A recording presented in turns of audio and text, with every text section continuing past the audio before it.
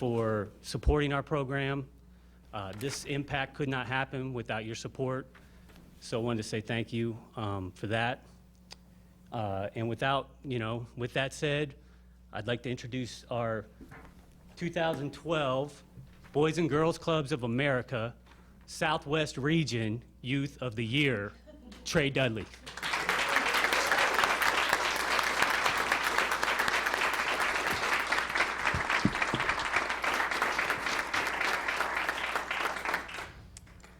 Yes, like Colby said, I'm Trey Dudley with the Boys and Girls Club, and I have recently received the honor of being the Southwest Regional Youth of the Year. And this is the speech that I gave, and this is what Boys and Girls Club means to me. The Boys and Girls Club means so much to so many people. For some, it means a safe environment for their children to go after school every day. For others, it means a place to hang out with friends. But to me, it means the world. Throughout the past 13 years, the club has given me a safe place filled with caring adults, a positive support group, and the opportunity to better myself. It is no longer a place for me to only be a member or a group leader, yet a place full of opportunities to be encouraged, loved, supported, and inspired. When I was in 1st and 2nd grade, the club was a place I could go to get away from the problems at home.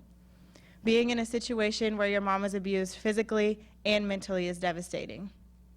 I remember times when I would hear yelling coming from the downstairs while I was supposed to be asleep. I climbed out of bed, listened to the arguments, and for the first time, I actually witnessed my mom being hit.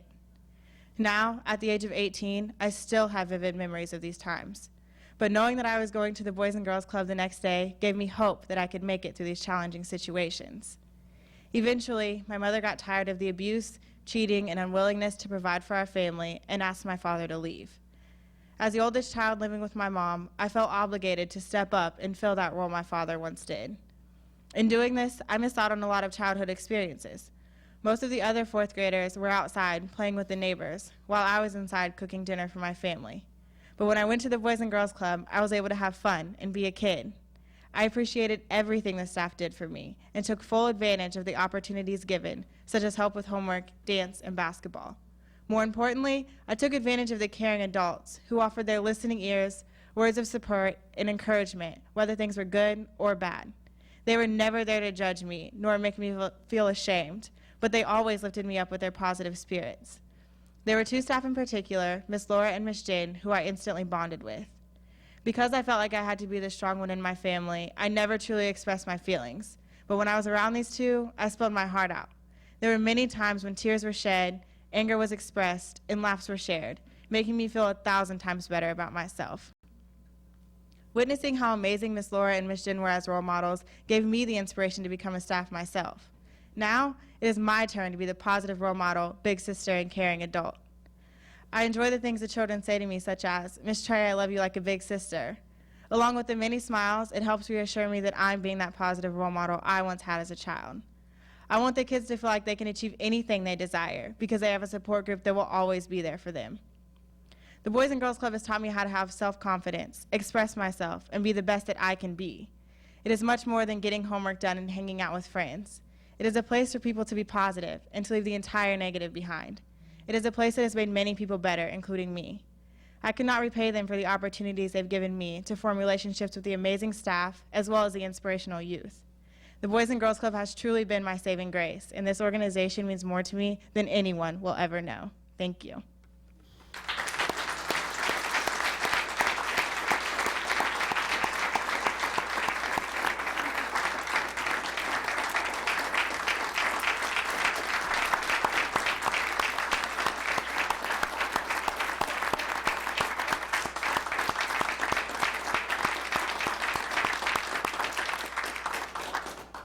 Beautiful.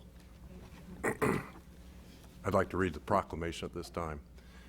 Whereas for the 2nd time in her academic career, high school senior Trey Dudley has earned the honor of Boys and Girls Club's Kansas Youth of the Year and recently won the regional competition for the Southwest Regional Youth of the Year in Dallas, Texas, and is now heading to Washington, D.C. to compete in the national competition in September. And whereas the Kansas Youth of the Year award is given to a student for their outstanding contributions to their family, school, or community, and recognizes that many challenges and obstacles must be overcome in order to put community before self. And whereas Trey started attending Boys and Girls Club of Lawrence in elementary school, where the club staff and mentors encouraged her participation in youth development programs. Trey volunteered with the organization through junior high, and she now serves as a staff member at the center. And whereas Trey is active in the community and volunteers with the Ballard Center, Link, and Family Promise. Additionally, at Free State High, she serves as a board member for We Can Talk and is a cheerleader and editor of the school yearbook. And whereas Trey has earned $11,000 in scholarships thus far through her Youth of the Year competitions and will now compete against 4 other regional Youth of the Year winners and have a chance to meet with President Barack H. Obama in the Oval Office in September. If she wins the National Youth of the Year award, she will receive a $50,000 scholarship for college. Now therefore, I, Robert J. Shum, Mayor of the City of Lawrence, Kansas, do hereby proclaim Tuesday, June 12, 2012, as Trey Dudley Day, and call upon all citizens of the City of Lawrence and Douglas County celebrate and honor Trey for her work and accomplishments in Lawrence and throughout her community. Congratulations.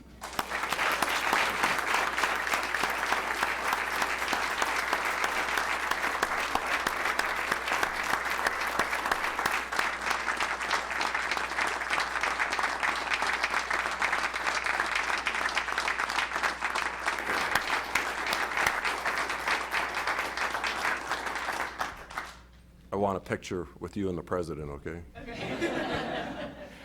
Mayor, Any better than that, does it? I'll tell you. It's Mayor, beautiful. I'm sorry, if I Go could ahead. interject too, I should introduce the mystery man that introduced Trey. For those who don't know, we know. But Colby Wilson's the executive director of the Boys and Girls Club of Lawrence.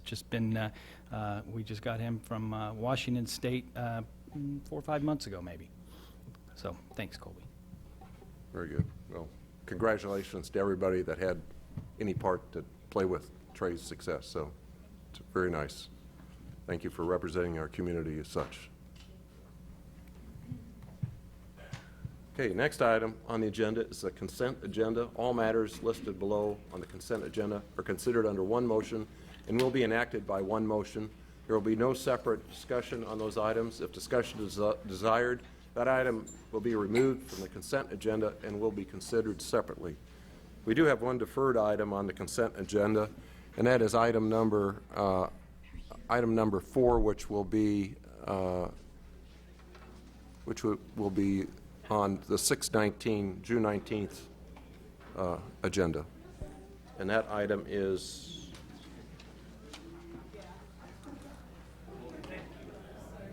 for what? 4E. Any other items any of the commissioners wish to have deferred or to have removed for separate discussion? No. Any member of the public wish to remove any item of the balance of the consent agenda for additional discussion? Yes, ma'am.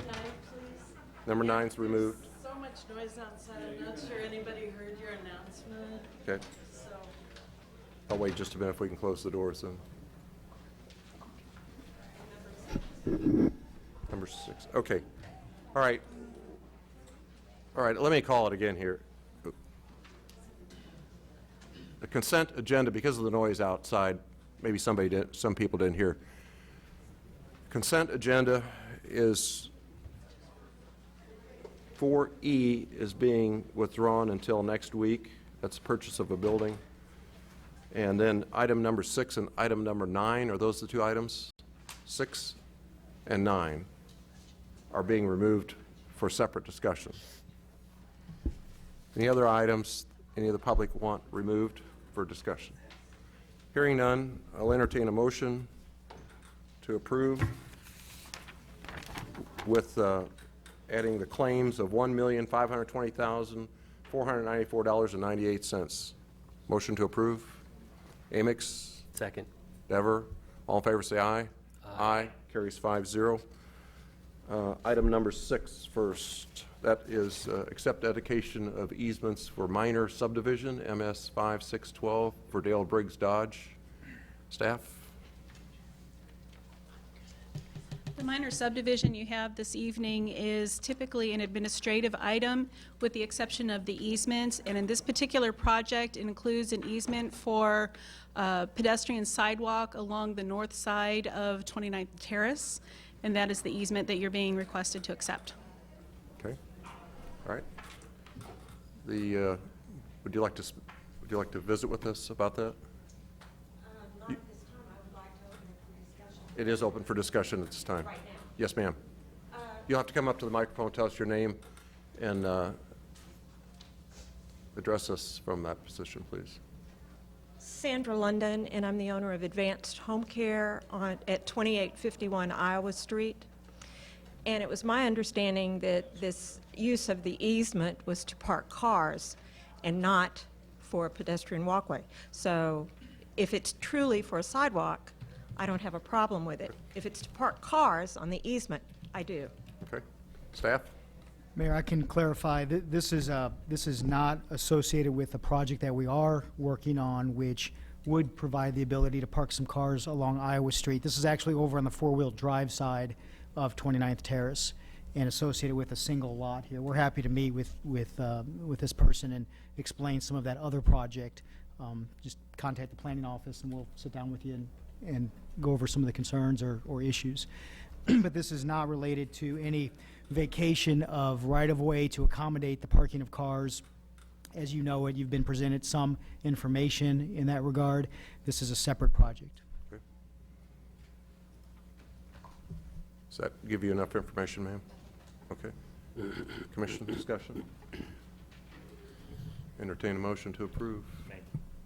Second. Cromwell, Carter, all in favor say aye. Aye. Opposed? Carries 5-0. Item number 9, receive request from Tony Krishnik to establish a neighborhood revitalization area on a parcel located at 810, 812 Pennsylvania Street. Staff?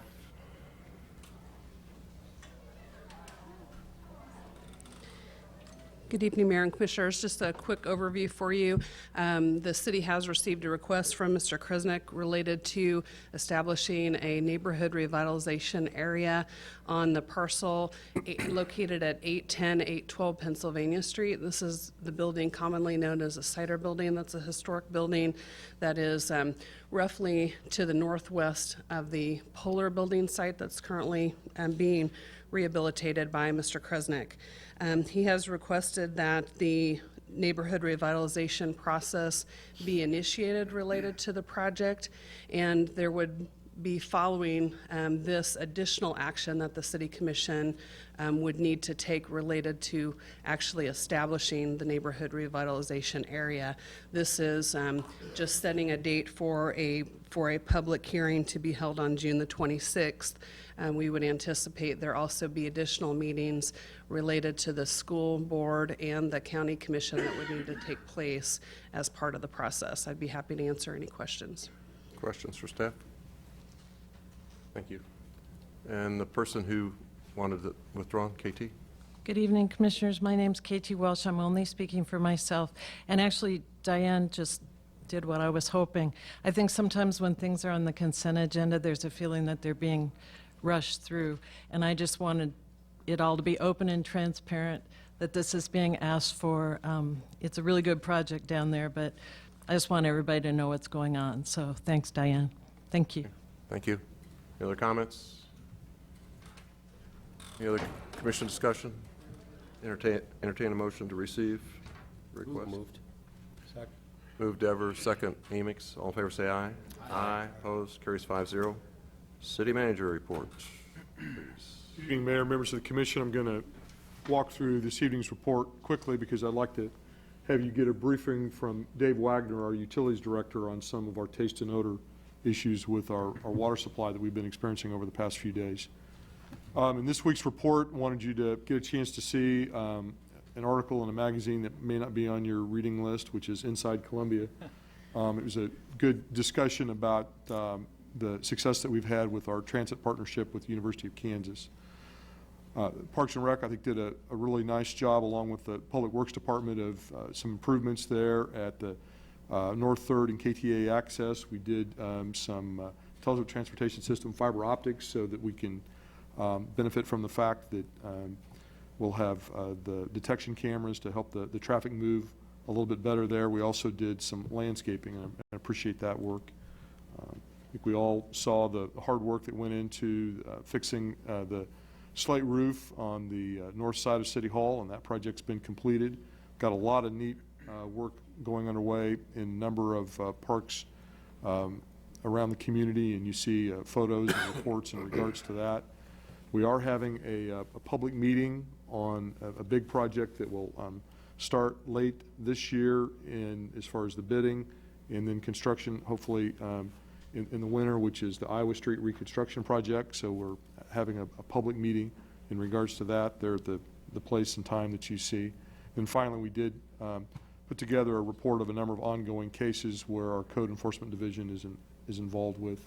As you know from your experience, those can take a lot of time. It's also taking a lot of staff effort as well in regards to those. Just wanted you to get a general update on a number of those. Be happy to respond to any questions as Dave comes up and gives us a briefing on the geosmin issues. Any questions for Dave? Okay. Mayor and Commissioners, I'll give you a little bit of history of what we've been noticing at the Clinton Water Treatment Plant since about late Friday or early Saturday. Operators at that time had started to notice a musty smell of the source water coming out of Clinton Lake, and we began applying more powder-activated carbon at that point in time. Subsequent to that, we started to receive some complaints. I think Planning Director McCullough was one of the first ones I heard about. He let me know about it Sunday morning, or I think it was Sunday afternoon at some point in time. So since then, I know as of yesterday, I think we'd received about 20 complaints officially. I think we recognize there's probably some out there that we're not getting because people are certainly aware of the problem. Since then, our analytical capabilities, we've determined it's an unusually high level of geosmin, which is an organic compound that is originated by algae, originally anyway, and that unusual concentration probably exceeds our ability to treat that with powder-activated carbon. A lot of times we were effective with that treatment capacity or treatment capability, but at this point the influx of geosmin exceeds our ability to absorb it on a carbon, at least the way we have the abilities to treat that. Additionally, the analytical's telling us that it is fluctuating, and we aren't necessarily even catching the peaks of that. So it's a rather unusual event in severity, probably brought on by the conditions of the weather as well as probably some of the wind events we had over the weekend. So it's been a challenge, and we're working hard at that. We're trying to maximize our production out at the Call Water Treatment Plant at this point in time. It'll be in higher production as of probably about right now. And we're also looking to optimize and even do a better job than what we have done in the past with the carbon addition. I think if we're looking forward a little bit with the summer warm weather and the conditions we've had in our experience, we probably anticipate cycling of geosmin events throughout the summer. So we ask you and the public to bear with us a little bit and get that down to levels that are at least reasonable, or hopefully so you can't detect those anymore. Geosmin is not a harm to human health, but it certainly is a lot of people that have tasted it. It's objectionable when it comes to taste and odor. And if you have any other questions or want some additional details, I'll be happy to provide that. Questions? Well, it's gotten better. I was one of the affected households too. When I first tasted it, it was pretty strong, and then about the next day it was quite a bit less. So right. I know you're going in the right direction. Our results yesterday indicated that in our reservoirs at Clinton we had about 40 parts per trillion in the water, which is still it's significant, but it's a very small amount. But for geosmin, it's a lot. That was down by this morning to 15. I would caution you to be too optimistic, though, in that the indications are this afternoon it's gotten worse again in the source water. So we'll get analytical on that. It takes us about 10 hours to generate those numbers again to know whether or not it's gotten worse. But it's definitely moving and going up and down in the source water. And we're doing our best that we can to treat that. So, Any other comments? Thank you very much for the report. sure. Thank you. Anything else? Anything else for the city manager? Okay.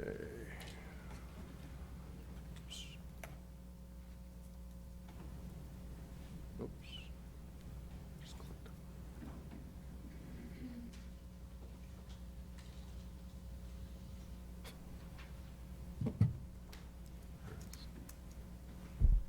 Sorry, I hit the wrong button and it went away. There. Okay. They changed our computer system on us. It's always fun. First item on the regular agenda is to receive public comments concerning the 2013 city budget issues. When we receive public comment, we have a 5-minute rule. We'd ask that you think about making your comments in a more brief fashion if possible. If perchance you need all 5 minutes, at 4 minutes and 30 seconds, I will ring this little chime that's a real nice sounding chime that tells you you're just about out of time and you ought to wrap up. So anyway, that's our little timer. We have a shot clock right here so you can kind of keep track of things. Just one thing about the budget. It reminds me, it's a little philosophical, but I think every year when we go through it, if your outflow exceeds your income, your upkeep may be your downfall. With that, staff. Don't spend more than you've got. On that, thank you, Mayor. Casey and I are going to do a brief introduction. I think we'll be within your time limit as well on the budget. Wanted to provide you just a little bit of a status update. As you all know, I have a responsibility to provide you with a recommended annual budget.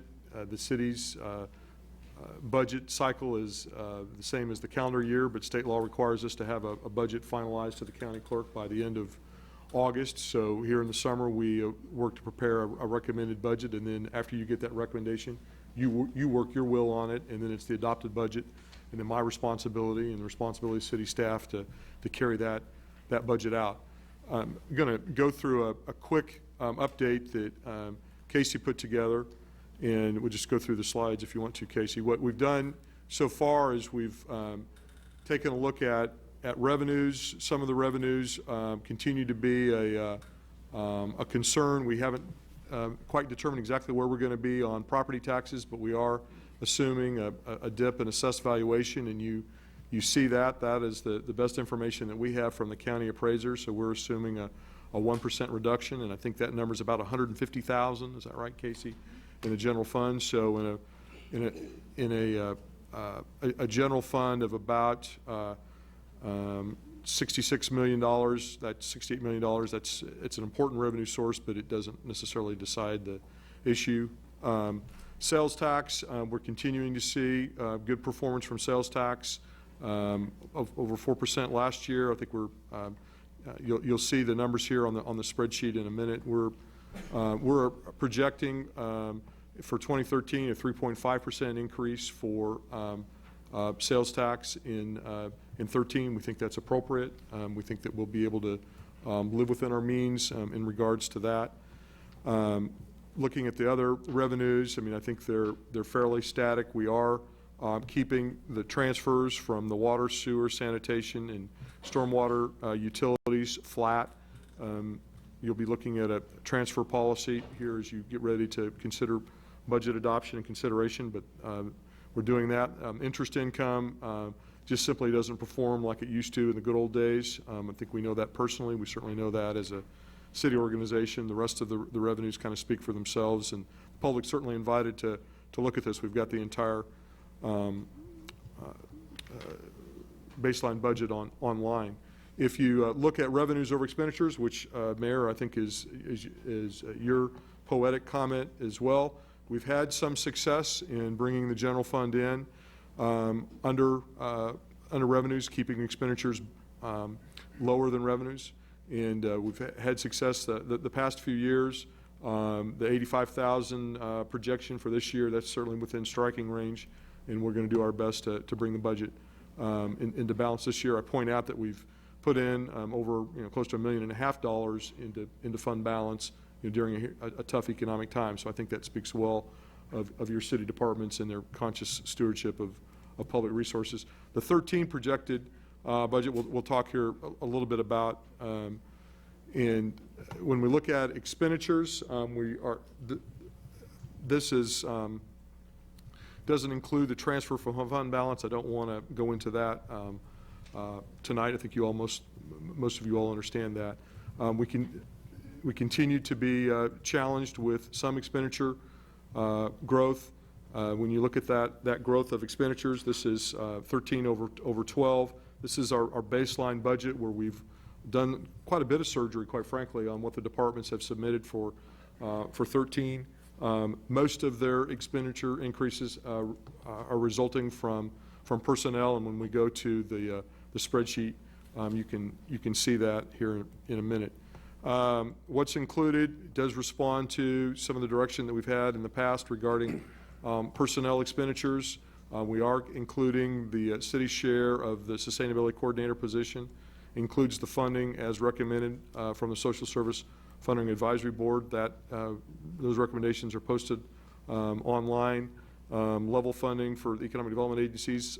Jonathan will be helping the county clerk with the election expenses that we would budget for 13 for city elections. We also, because we have been aggressively pursuing one of your priorities in regards to infrastructure, we've also utilized a little bit more in-house engineering to get the plans ready so that we can fix the streets and other things within the community. So that's what's included. Other funds, bond and interest. Again, we're anxiously waiting to see what happens with assessed valuation, and that is the determining factor really in bond and interest, along with what debt service projects you want to proceed with. Water wastewater fund, we've got the master plan online. We've got the recommended rate online as well. We've give you a couple of different options on water. I'm going to recommend probably a little bit being more aggressive because of the importance of paying attention to some of that infrastructure, at least in my mind, but we're trying to give you a couple of different options there in regards to water and wastewater. We expect you're going to spend a lot of time here in the coming weeks and months looking at that master plan and making important decisions for the community, the most important being whether to proceed with a new wastewater treatment plan along the Wakarusa, and we've got that outlined in the plan, and we've got that outlined in the rates. Solid waste fund, you're going to be talking about tonight. You'll be making some decisions in regards to that. So that's where we're at. When you look at the next steps, this is a process. You're kind of taking a snapshot right now, midstream on a lot of important budget issues. We've got a number of additional steps to proceed with, and we'll anxiously await your direction after we finish our recommended budget. We've still got a lot of work to do. Cynthia, Casey, and I have still got a lot of work to do in order to give you a recommended budget, but we do provide you, and you see in the memo that we attached to this evening's materials, you see the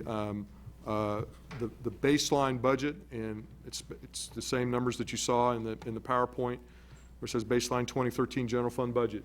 That is our best estimates right now on where we are in revenue. That includes the 2013 expenditure levels. Does not include what I think I'm ultimately going to recommend. I believe we do need to make some additional enhancements in expenditures, particularly in the area of police department equipment, and probably a little bit more in the pavement marking area as well, that I've seen a need, and I think I've heard from other commissioners as well. I'm not done with that. We're not really debating that this evening, but I want to let you know where I'm at. At 97.25% of expenditures, we're balanced. We don't spend every dime. When you look at it at the expenditure level of 100%, we try not to do that. Casey quickly cautions me, though, that our rate of expenditure, because of some of the tightening that we've done, has gone a lot closer to where we budgeted than historically in the past. So that's That's an area of concern. I've got a pretty good comfort level with 97.25%. And we may want to work a little bit in that area, but that's basically, in my opinion, a balanced budget given what we're able to hit. Probably have to sit on a few open positions in 12 and 13 to help me get there, but I don't think we'll be too far off from that. But that's not the end of the story, because we still want to look at some additional improvements, and you'll see that. So that's a very quick outline of where we're at. Casey, what am I missing? Okay. The one thing, Mayor, as you know, state law requires us to have a hearing when we adopt the budget.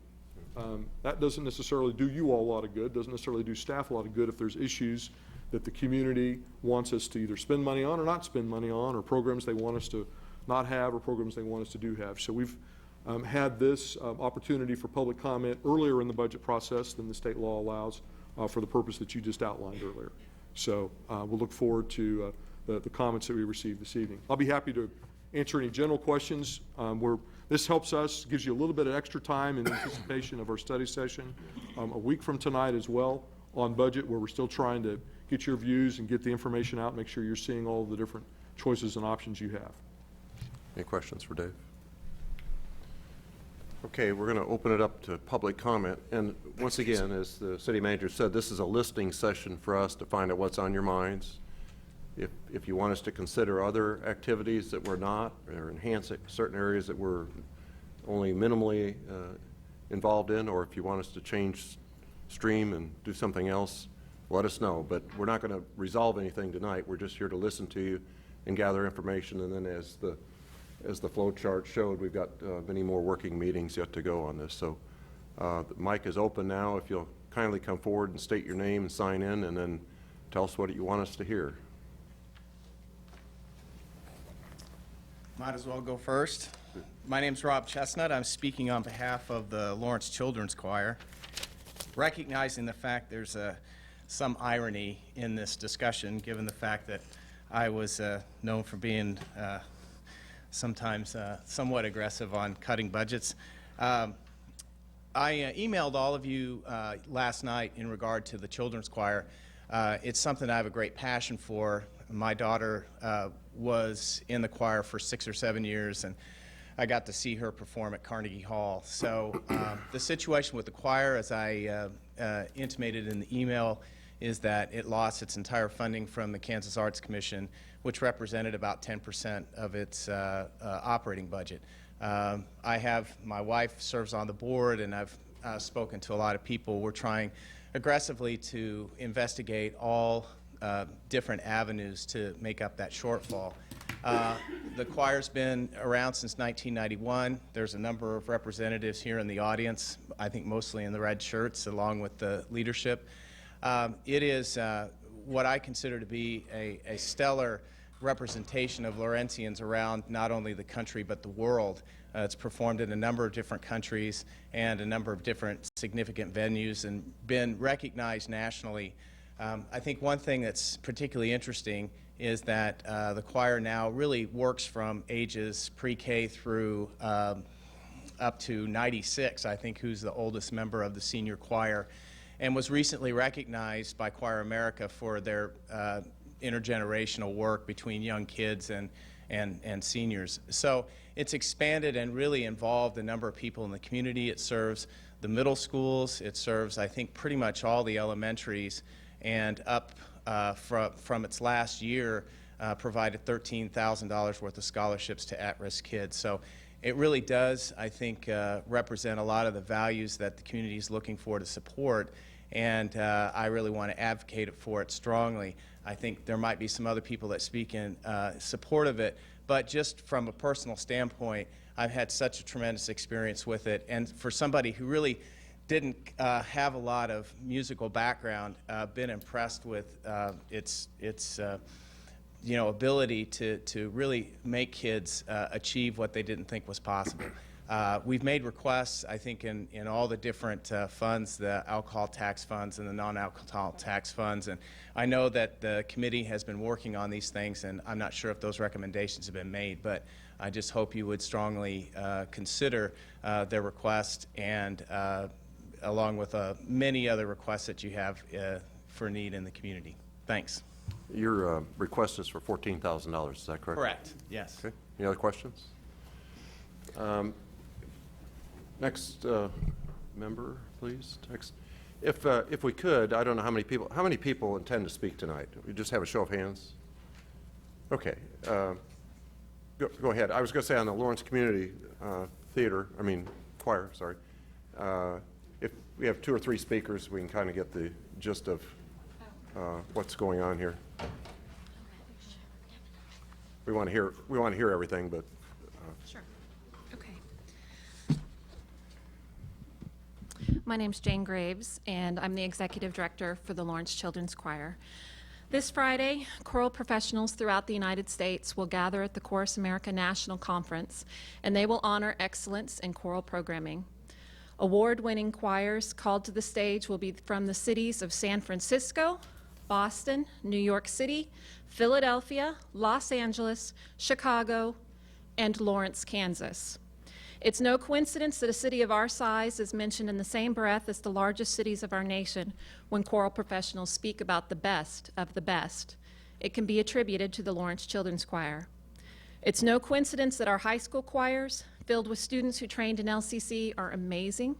It's no coincidence that some of our singers go on to be choral professionals as teachers, as professional musicians, and on the radio.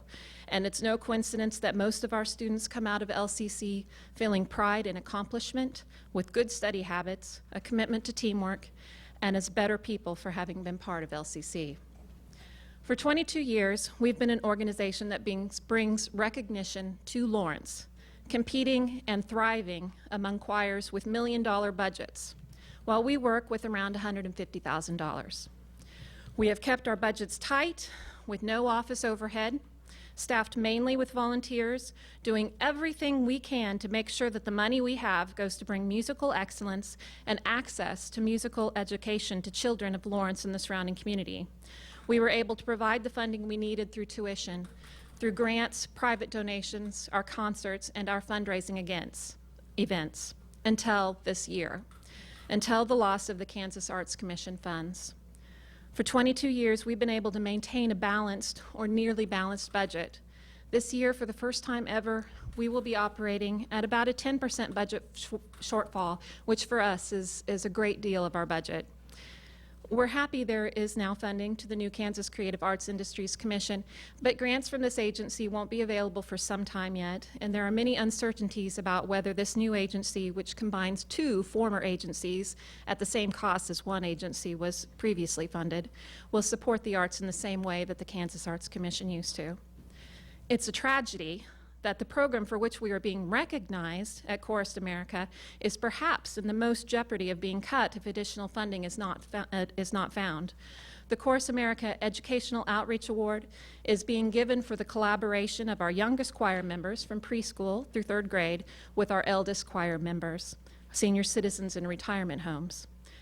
The program expands the arts to people who may not be able to physically attend concerts, provides intergenerational interaction, and it teaches children that singing is a lifetime pursuit. Our senior citizen choir, Crescendo, is a service that LCC feels strongly about because of the difference it makes that we can see, and because studies have shown how singing can make a difference in the health of senior citizens. But it brings no income to us, and it cannot be supported without outside funding. Why else do we deserve support from the City of Lawrence? Because no other agency does what we do. We believe that any student who desires to sing should be given the opportunity, regardless of financial ability or circumstances. We serve children from 18 elementary schools in Lawrence, both public and parochial, all of the middle schools, each of the high schools, as well as students from Atchison, Baldwin City, Emporia, Osage City, Ottawa, Perry-Lecompton, Lansing, Topeka, Tonganoxie, and Winchester. We represent the cultural demography of Lawrence, and we serve students with physical, mental, and emotional disabilities. 12% of our students qualify as below the poverty line. A total of 15% of our students receive full tuition and travel scholarships, more than $13,000 last year alone. And all of these students from different neighborhoods, different backgrounds, and different abilities come together for one purpose: The Lawrence Children's Choir is Lawrence. We unite and we sing in harmony. Lawrence should support the Lawrence Children's Choir because we make Lawrence a better place to live. Studies show that choir participation helps keep kids in school, do better in school, avoid dangerous behavior, and become more participatory citizens as adults. Choir members have been shown to be 26% more likely than general public to vote in an election. And they are 30% more likely to contribute to candidates. These students are true citizens of their community. Our alumni are voters, and our current students will be voting soon. Lawrence needs the Lawrence Children's Choir, and tonight we need help from Lawrence. As one mother of a scholarship recipient said, one person can make a difference and even influence the course of human events. You have enriched the life of a little girl whose joy in life is to sing. Please help us make a difference, and I guarantee you we will make a difference for Lawrence. Thank you. Thank you. I've got a question for you. How much money were you getting from the Lawrence, or the state? About arts? $14,000. Okay. Mayor, can I interject as well? I know, I believe I did a proclamation for Yeah, you did. Pam Bushhouse's retirement last year. Janelle Crable, yes. Oh, I'm sorry. You know, I was just online because I couldn't remember the name, and Yeah. I blew it. Sorry. That's all right. Anyway, I'm guessing the timing of the funding is probably doubly, a little concerning. I know you have a great succession plan and good supporters, and you're probably fine, but it's probably doubly concerning. It happens during this transition. But I can't help but wonder, for me, and I know we're not deciding anything here, but from a funding standpoint, it seems more appropriate as to look to something like Parks and Rec versus social services, looking at some of the criteria that we've established. So just kind of want to throw that out there, that whether or not this is the avenue or not, We, done deal. we will take the money wherever you can find I it. suspected as much. Yeah. That's a good answer. Any other questions? Okay, thank you very much for the Thank presentation. you. Good evening, and thank you for this opportunity. My name is Carolyn Welch, and as of April 1st, I'm the Artistic Director of the Lawrence Children's Choir. Jane and Rob did a very good overview. I'd like to talk a little bit about the choir from an artistic standpoint and how we provide something unique that students really can't get anywhere else.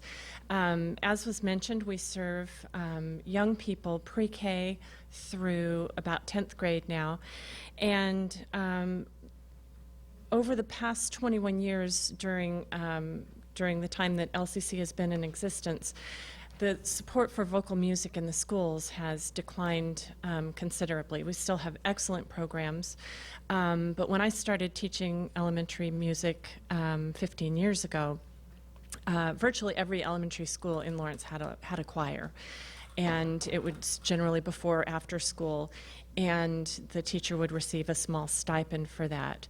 Those stipends were eliminated. Some teachers soldiered on doing it from a volunteer standpoint, but as of today, there are, I think, only 2 elementaries that have that opportunity for their elementary students. At the middle school level, where I've taught the last 7 years, our music budgets have gone from modest, they were cut in half, then they were cut in half again, and finally they were eliminated, and we're just reusing a lot of music and borrowing quite a lot from the Lawrence Children's Choir Library. So Lawrence Children's Choir has a reciprocal relationship with the public schools and does a lot to provide resources to them. Next summer, we'll be going to Missoula, Montana, of all places, where there's a world-renowned international choral festival. And we'll be representing Lawrence along with choirs from Argentina, Canada, Costa Rica, Congo, Estonia, Finland, Germany, Hungary, Ireland, Israel, Macedonia, the Philippines, Poland, Slovenia, South Korea, Switzerland, Taiwan, and Zimbabwe. There are 2 choirs at this point scheduled to represent the U.S., and we are one, and we're very honored to be there. Our travel expenses come exclusively from fundraising, so we know that's not something that we expect outsiders to fund. back to the public schools, we've seen a lot of opportunities for students cut, and we just offer something that kids can't get anywhere else. And if you're here representing the choir tonight, would you stand, please? We've got a lot of kids who felt passionately enough to come out. So we're always looking for ways to represent our community. We're looking for ways to serve our community, and we hope you'll consider our request. Thank you very much. Okay, thank you.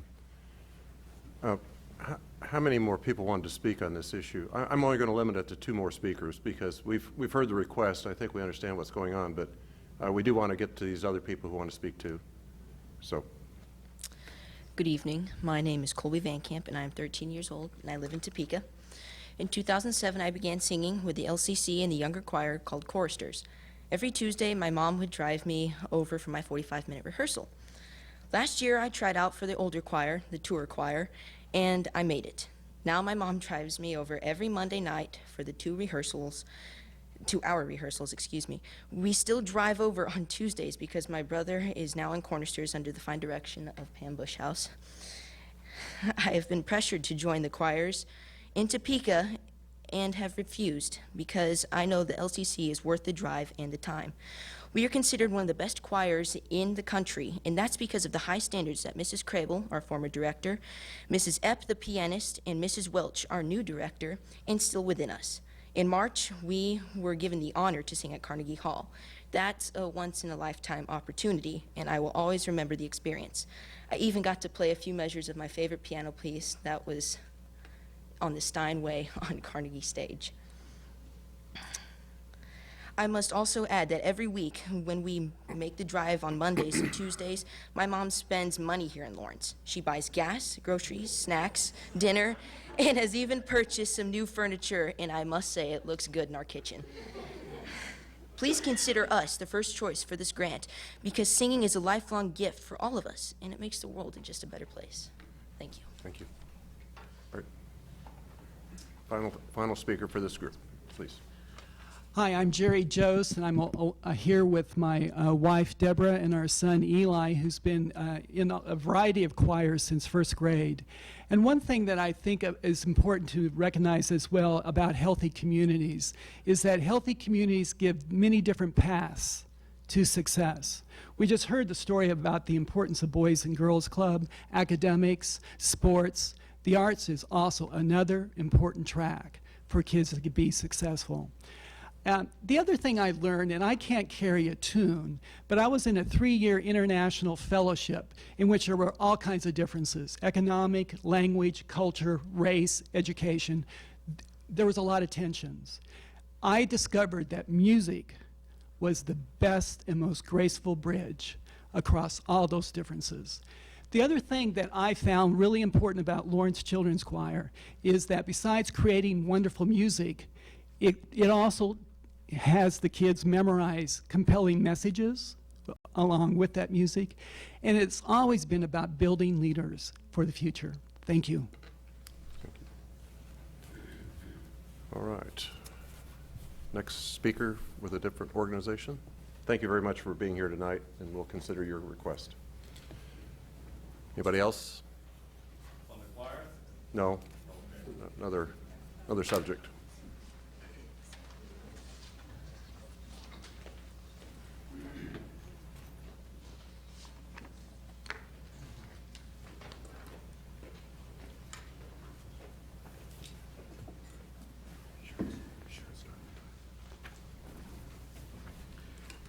My name is Jim Mullins. I am a field director for Americans for Prosperity, and I'm here to speak on the budget that I noticed you're keeping the sustainability director in the budget. I would wholeheartedly recommend that you take it completely out of the budget and do away with it. You have a person or a public entity in Kansas that has already done that. They've shut their department down. It's called Johnson County Government. They've gotten rid of their sustainability director, and they've transferred some of the functions they were doing into another department. They're trying to save money because money is tight, taxes are high, and we need to keep them as low as we can. I appreciate the way the budget looks so far. I haven't gone and scanned it completely, but I would recommend you do that. Another thing that Johnson County did that I would recommend you do is a membership in ICLEI.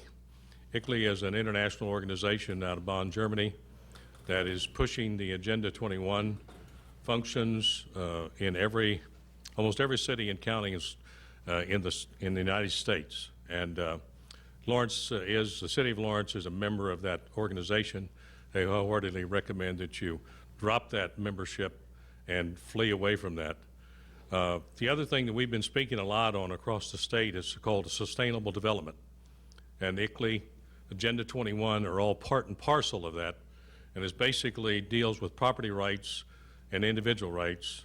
And we need to make sure that we never, ever, at a government entity, take and put people's rights into community rights, because it's individual rights that this country was founded upon, and we need to maintain that. So I would recommend in those budget items that you get rid of those things out of the budget. Thank you. Mr. Mullins, when you say taking, ICLEI. no, I'm asking you, when you take property, are you talking about eminent domain? No, I'm not talking just out of inner domain. They do it through the zoning processes, is the way they're doing it most of the country, most of the states. For instance, one example is Knoxville, Tennessee, and Houston, Texas. The EPA is coming down with so many regulations today on stormwater runoff. And in Knoxville, Tennessee, and Houston, Texas, on stormwater runoff, if you have too much quantity or the quality of your individual property, I'm talking about your home or your business, that you have to mitigate that, and it's at your cost. And if you don't mitigate it properly, they will charge you a fee for it in order to do it, and that's on both quantity and quality of water, just stormwater. That's the kind of thing I'm talking about, is taking rights away from property owners as well as individual rights. Okay, thank you. Other speaker?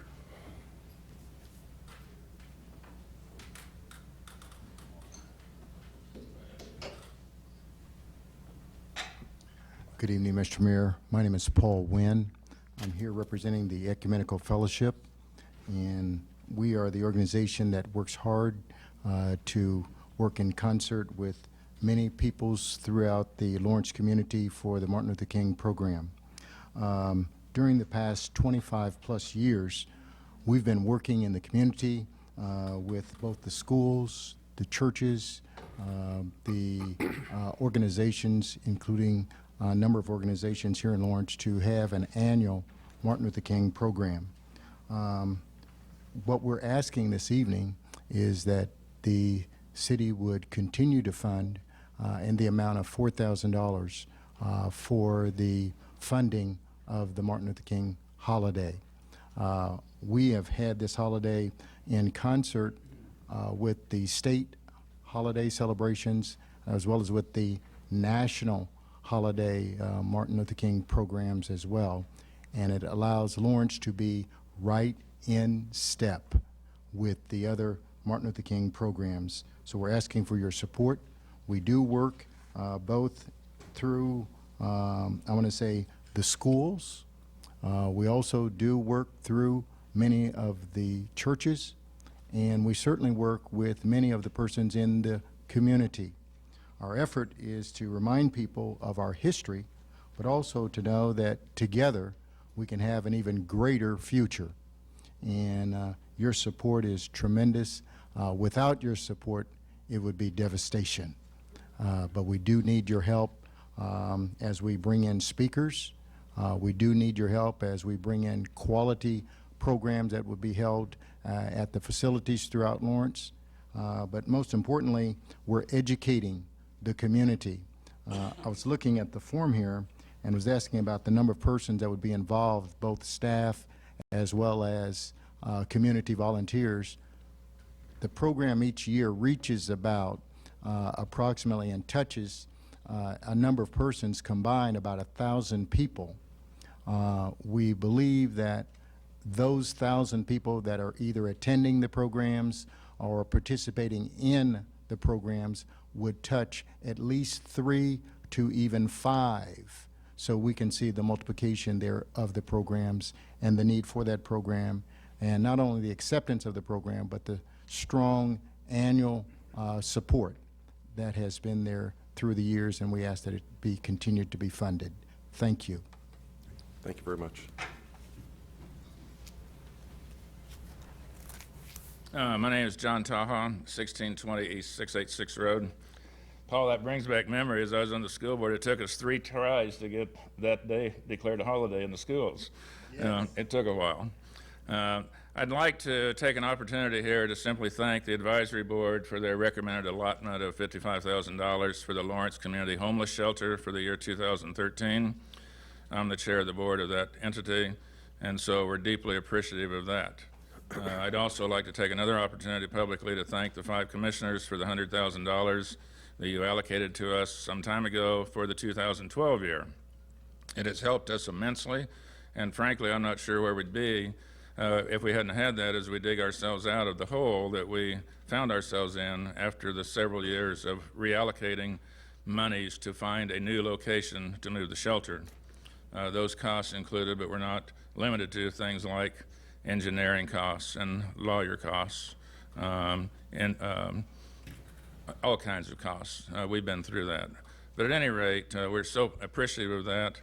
And so I'd like to bring one other thing to the group tonight, and that would be, we'd like to suggest that you, based on 3 of your recommendations the night you gave us the $100,000, would look at a challenge grant. We'd like you to consider up to $45,000 as a challenge grant on top of the $55,000 that has been allocated. By that, I simply mean if you give us a time period, sometime from summer through November or whatever your time period is that we'll live with, if we raise $25,000, you'll donate $25,000. If we raise $45,000, you will give that. If we raise $80,000, you're still only going to give us $45,000. We think that would be a huge impetus for people who would recognize the fact that the city has certainly bought into this homeless situation. It would make it easier for us as we go out and find our donors, and I think without question it would help the level of giving that we look out and secure. So we took your message. We're working diligently and replenishing our general fund balance.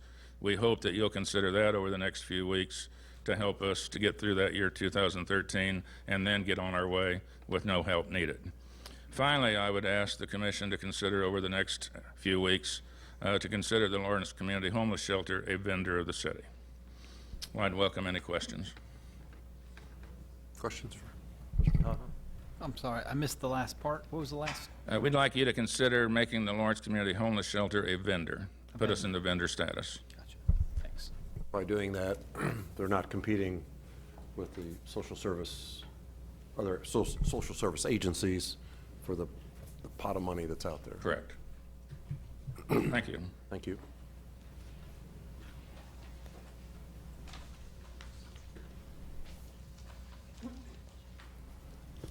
I want to get up here before the money's all gone. Better hurry. I'm Jeannie Pease, and I'm president of the Sunset Hill Neighborhood Association. Our boundaries are 6th Street to Iowa to Bob Billings Parkway to Castle. It's a large neighborhood, and it's also very old. Our first subdivision was in the early 1950s, followed by, and that's around by 6th Street behind the Cadillac Ranch. And then just to the west of the Merck is our second subdivision, which was built in the early 60s, and it goes on from there. So we are an old neighborhood with some new additions, but we are in dire need of new curbs and gutters. That's one request I'm asking. And you know how on Saturdays you guys always get your honey-do list? Well, Chuck Souls and the Public Works Department gets a honey-do list every year from us. Several of us go throughout the neighborhood. It takes us about 2 to 3 days, and we check the curb and gutters, and we write up a report of what needs to be fixed. And we've been doing this for the last 3 years and handing it over to Chuck and the Public Works Department. We have had quite a few of the repairs completed, and but there's still a lot more to be done. If you will drive up Crestline from Bob Billings Parkway to the top of the hill, you will notice that a lot of the curbs are crumbling.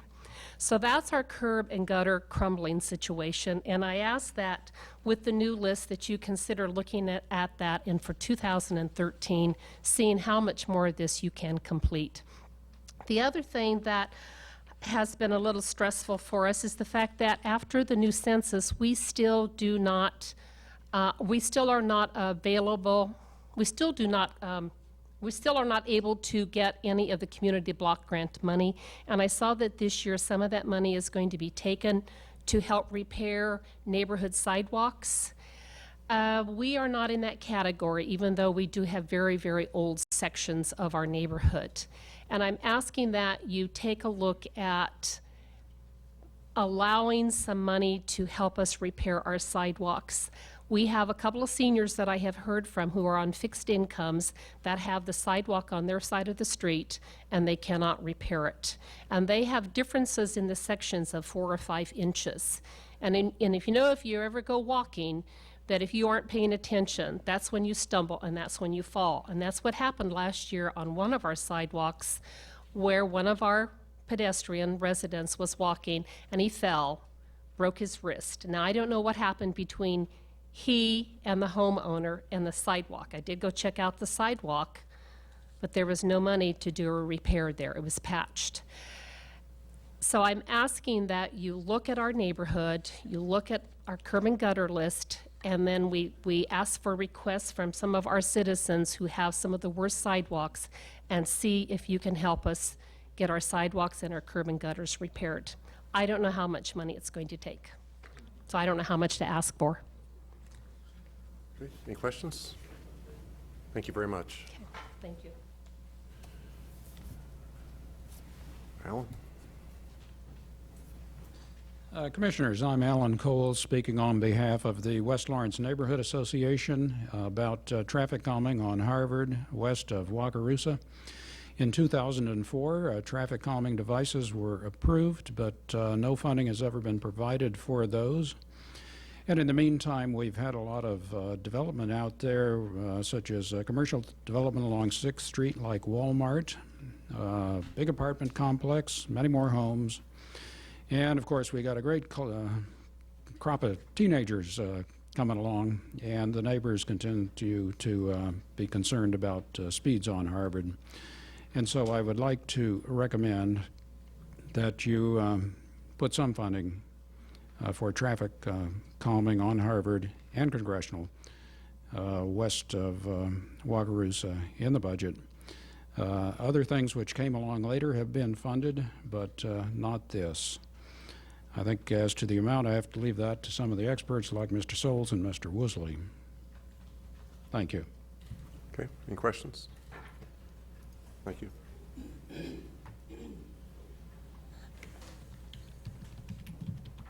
Good evening, Mayor.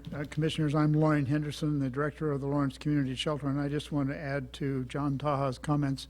The challenge grant that he spoke about is spelled out in the application that we submitted, so when you're discussing that, for clarification, if you need to, you can refer to our application for that. Also, we wanted to just update you on the construction progress on the shelter. We have submitted a letter of intent and are working on the final contract with our contractor, VA Green, and we hope to break cement, as we say out there, since there's no ground that we're starting to work with in the next couple of weeks or so, and certainly will be in the building by the end of the year or sooner. So just wanted to let you know that. Thank you. Any questions for Loring? Thank you.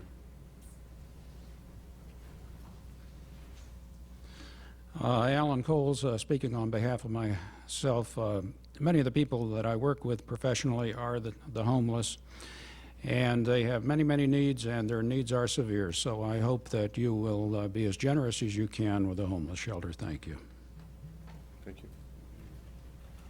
Anyone else like to address the commission?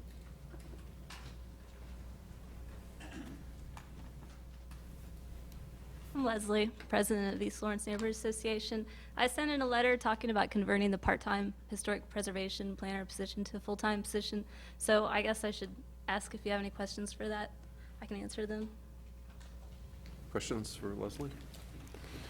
I think we all got the letter, and it's pretty explanatory. Thank you for submitting it. Anyone else?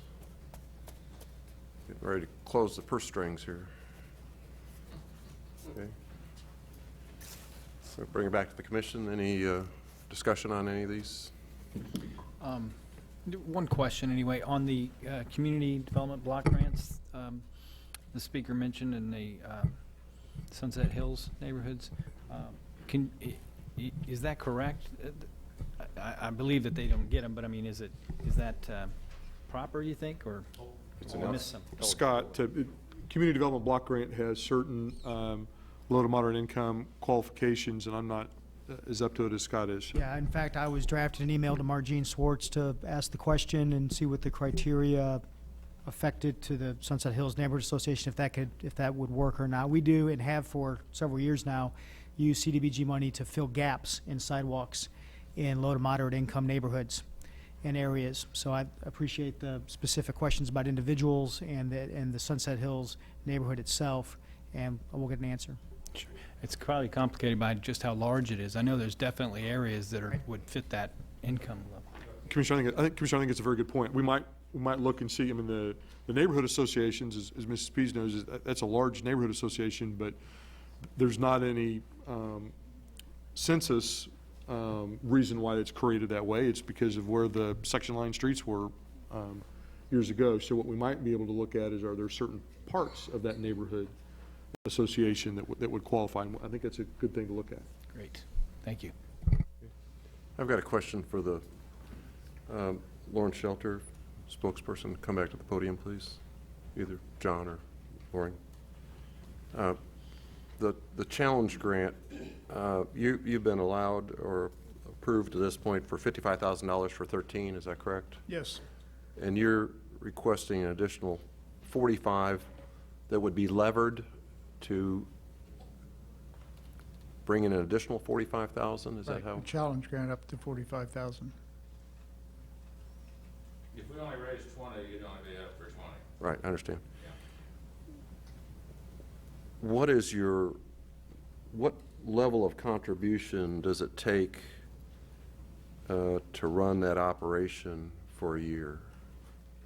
I mean, you've got, in other words, you're out fundraising all the time. How much money do you have to raise to operate that in the black? Our expense budget is 700,000. But not all of that is contributed by individuals. 2/3 of that is individual contributions. And how much of that will you meet this year? Will you meet all that this year? Yes. Every year. Okay. Any other questions?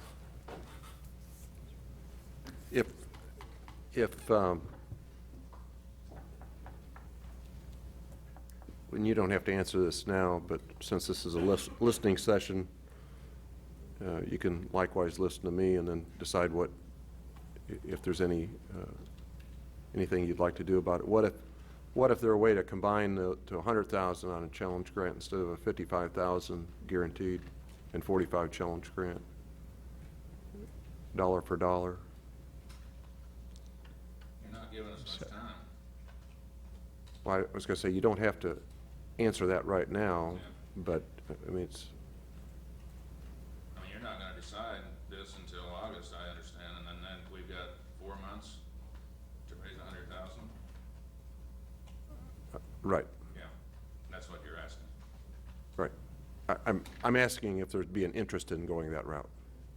We'd have to think about that. Right, that's what I concluded that before I made the statement, but it's something that I wanted to lay out here tonight, so. Any other questions or comments? Okay, thank you very much. All right, thank you all for your comments, and the process is under review right now, so we'll let you know how everything goes. Okay, next item on the agenda is to receive a report on rollout cart implementation for residential solid waste services. And consider authorizing staff to proceed with bidding the carts. Staff, please. Kevin's going to make a presentation. Okay.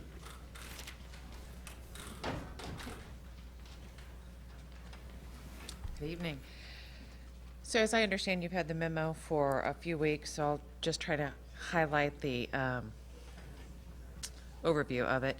What we're requesting tonight is for permission to proceed with bidding the carts. If you would like us to proceed with implementation of rollout carts for the trash service. The Solid Waste Task Force visited with the City Commission in February of 2012, and at that time they requested, or one of the recommendations was, that we implement a rollout cart program for residential trash service. And the City Commission's direction at that point, or their comments, were that your top priority is to do the rollout cart service based on worker safety. That is one of our highest costs. So we've proceeded with the recommendation that's outlined in front of you tonight, and I will just skim the highlights here. So we're recommending that the standard trash container be a 64 or 65 gallon cart, which would be included in the residential rate. I'm gonna use just 65 gallon, but it depends on what vendor the cart is, on whether it's 64 or 65. I'm gonna call it 65. The larger carts would be available for $1 a month, and that basically covers the additional landfill between a 65 and a 100, because we already have the truck there. We are recommending that a 35-gallon cart be made available on a swap-out basis after the implementation, maybe 30 days or so. For those people that really desire the 35-gallon cart, we are recommending, at least in the first year or two of the program, that we not offer a discount on the rate for the 35-gallon cart. What we learned through the Solid Waste Task Force process is that people tend to drastically underestimate the amount of trash they generate, and we don't want to create a financial incentive at the front end of the program for undersizing your trash container, although I think there's a valuable need out there once we get going and get these 28,000 carts on the street. Additional carts would be provided for $3 or $4 a month for the 65 or 90-gallon carts, and that's going to cover the capital cost of the container, the additional labor for tipping that cart, and then the landfill cost of the full cart. So that's the nut of the recommendation. Financial impact to residents would be neutral or positive for most people. We're not recommending any change in the monthly rate. For people who don't have a cart today, we will deliver a 65-gallon cart. Their rate would continue to be $14.95 next year, just like it is now. We have about 7,000 people, or 7,000 polycarts, as we call them, or rollout carts on the street today. For those people that are currently renting them, they will likely see a reduction in their costs. So if you have a 65-gallon cart now, you would be paying right now $1.50 for that cart per month. Your bill would go down to just the flat rate of $14.94 a month. If you have a 90-gallon cart now, you're paying $2 a month. That would decrease to just $1 a month for the 90-gallon cart. And if you wanted to swap out your 90, you would save, to a 65, you'd save $2 a month. So that's kind of how that would play out. We are not recommending any change in yard waste collection. That would continue to be what by cans, carts, or compostable bags, same as it is today. The financial, the funding of this, at this point, we are estimating the cost would be about $1.136 million. We have $1.12 million set aside in the Equipment Reserve Fund to be able to fund that capital cost on the front end. The rest we believe we can make up in our operating budget this year. We've done our budget request for next year, for 2013. We are balanced revenues and expenditures. We are not requesting or do not plan to request any rate increase for 2013.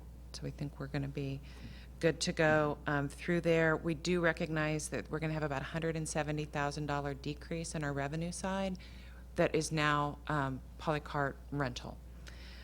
We expect that we're going to have some increases in costs in landfill per ton rate, in fuel, in employee benefit costs.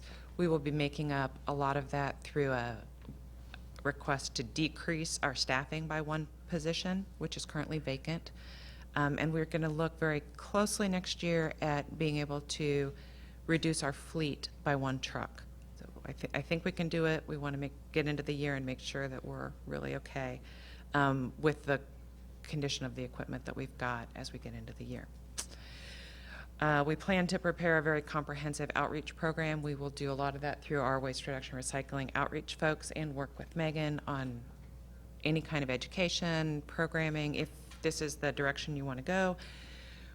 Timeline, we believe we can have technical specifications ready in 2 weeks. We would bid them in July. We would open bids in July, and I think we would have carts on the street October 1 to October 30. It'll be about a 30-day rollout for assembly and delivery community-wide. So we've got a little bit of time to work with the education and outreach campaign. Just in terms of the equipment that we have now, all our rear load trucks, which are those standard kind of workhorse trucks that we see on all the residential routes, they're all equipped with semi-automated cart dumpers. So as soon as we roll out carts, we're going to recognize the benefit of that semi-automated service. We'll still have employees there that have to roll the carts up, but they won't have to lift. Once we get the carts on the street, we will be able to move toward more automated collection as is appropriate for the routes, and we'll examine those as we replace trucks. And then one of the questions that comes up frequently is, what would we do with our old trash cans? And there are a lot of things you can't, what's that? It's just one of the questions that comes up. I'm always surprised. What are we going to do with the old trash cans? You can keep them. You can use them for yard waste or yard trimmings on Mondays. You can use them for excess debris in the spring and fall. Or when we do our cart bid, one of the components we will ask is that they take our old containers that people want to recycle within some fixed period of time, and they'll be able to use that resin as an input. All the cart manufacturers do take those and use that as an input process. So that's a quick overview. If you have questions for me, I will be glad to answer them now or later. Deborah? Couple questions. You mentioned the new carts versus the people that are already renting carts. Mhm. Your proposal indicates that even those citizens that have carts currently would get new carts? That is not my expectation. Okay. So we have about 28,500 single-family customers out there right now. I've got about 7,000 carts on the street. My expectation is that at least on the first buy, we would be purchasing about 21,000 carts. So we would leave those in service that are already in service? Absolutely, Okay. yes. What's out there would stay. So when you're talking about recycling containers, you're talking about those that were purchased by the individual homeowners? Absolutely. Your Okay. brute It was not 33-gallon clear, but- Rubbermaid kind of I want to trash make sure can. that was clear to the I'm public. sorry. That's okay. And then the Equipment Reserve Fund, that money, over $1 million, how long did it take for us to accrue that reserve fund, and how do we anticipate building it back up so that we can buy new trucks? That's a very good question. That reserve fund, it's about 3 years, and it was about 3 years ago that the commission really started to talk about the solid waste fund, the solid waste programming. We initiated the solid waste task force with great enthusiasm. So it was clear that there was some change coming, not completely clear what that change would be. Some of that funding was set aside as we were holding off on replacing some equipment, because it sounded like the commission was desiring to go to a more automated system. Set that aside. And if you really want to go with carts, being able to capitalize that on the front end is going to be our best bang for the buck.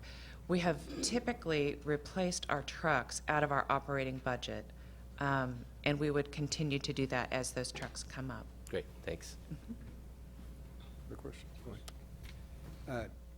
Tammy, going back to the 35-gallon cart, you know, one of the things that I've noticed over the last couple of years as I drive around town is, seems like on the day that days that we pick up trash, which is every day, you know, one of the things that I've noticed that we've done a very good job as a community in already starting recycling, you know, in our homes and businesses. And one of the things that I continue to notice is it appears to me that there's a lot of households that, you know, the size of the solid waste that's being put out the curb is getting smaller and smaller and smaller.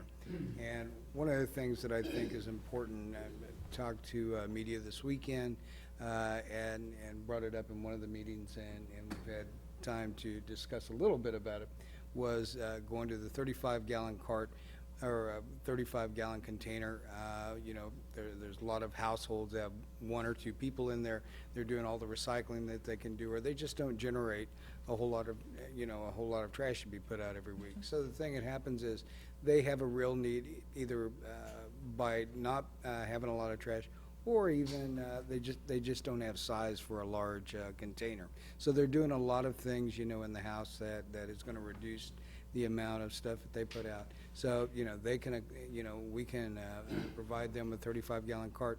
But it seems to me that the fair part here is, and this is one of the challenges, is as we look at, you know, wanting the kind of recycling that we're going to demand is a lower rate. You know, we have a lot of people who are on fixed incomes, a lot of people that are having to do a number of things that they just can't afford this. You know, at the $14 rate, we ask them to do all the recycling, we ask them to do everything that they do. But, you know, there's no real incentive there to do it if there's not a benefit financially. And, you know, my suggestion is that, you know, we offer the 35-gallon cart. The people that are really, you know, I guess I believe a little bit different than what we talked about before, and I know Aaron chaired the Solid Waste Task Force, and I appreciate all the comments. I spent a lot of time reading this weekend, again, just making sure that I understand, because, yeah, would it make sense for me to go out and buy a smaller cart? No, they're rid of a smaller cart, there's no way. But I think, you know, majority of us would realize, you know, that we can't live with a smaller cart, but there's a lot of people that can and should be allowed to have that, and it should be, you know, at least a less expensive rate. So that's my thinking on it. Do you want me to respond to that? or Please, You just, if you'd okay. That's just what, I wasn't quite sure if that was just a statement or It's a question. Statement and question. Can we not do it, and why? Yes, we can do it, and maybe we should at some point. What I don't recommend, or what staff doesn't recommend, is that we do it at the initial rollout. What we have found and what we learned from other communities is that people really underestimate the kind of the volume of trash they have and the volume of trash they have on a regular basis. And we have heard from the cart manufacturers that people do not love those 35-gallon containers. As much as they think they have small amounts, they don't like the 35-gallon containers once they get them. So I think there is a niche for them, and there is a need for them. What I would recommend is that you give us a chance to put that 65-gallon cart out there. If people don't like it, we'll swap it out and we'll give them a 35, and they can try that. Some people that we have tried those with on a pilot project have called us back and said, I hate that, it's unstable, it's awkward to move, bring me the 65 back. Give us a year of experience, or maybe 18 months, and at that point, it would be a good time to look at the rate structure and say, is it appropriate to do a discount for those people that genuinely need and genuinely use that smaller container? But when you're rolling out to 28,000 people, I would not offer that financial incentive to undersize a container, because you'll start to get into some of those other issues that the task force learned about, like illegal dumping or a lot of excess material outside the container, which negates the automation component. Did that answer your question? Then, one more question. Is it appropriate then to, if I have a 65-gallon polycart, is it appropriate for the individual who lives next door to me that has one bag of trash a week to pay as much as I'm paying to fill that 65-gallon cart? The guy next door is doing everything we ask him to do, and recycling and everything. One of the things that we learn and try to talk about is that there are a lot of components in your solid waste rate that are not landfill costs. In fact, only about 15% of the entire solid waste budget relates to landfill fees. So when we have the truck there and the 3 guys and all the recycling program and all the outreach and education and the HHW and all those other programs that allow you to do all that recycling, that accounts for 85% of the costs. It's a very incremental amount to have a decreased tonnage at the curb on a one-time basis. Now, over time, if everybody had that one bag, we could start to contract our fleet and contract our employees. I'm not going to answer your value question. That's up to you guys, but a lot of our costs are just having the truck at the curb on a weekly basis. Okay. 85%. Well, go ahead. Can I Yes, just please. Just Go I ahead. just wanted to respond to that. You're absolutely correct. I think that there is a question there about, is it equitable for the one bag, and is that something that we're trying to encourage? And you know, one of the things that is often done and can be effective is to utilize a pay structure to encourage a particular behavior that you wish people to do, and that's throw out less trash. Yeah, most of the, you know, whether you put out one bag or tons, and you know, just them showing up is a lot of the cost. But I do support the idea of rolling it in, but I think that's exactly the direction that we want to go. We want to make sure that people get the right cart to begin with. We don't order you know, thousands and thousands of 35-gallon containers and then realize that's just the wrong size for people. It would work for my household half the time it wouldn't. And so you just have to, everybody's going to have to figure out exactly what is the right size for them. But once I think that's done, that direction is a direction that we should be focusing on going towards, absolutely. Why don't we take some public comment, and then we can come back and have our discussion. We might see if the public has an idea about this. My experience is with trash, everyone has an opinion about trash, so the microphone's open.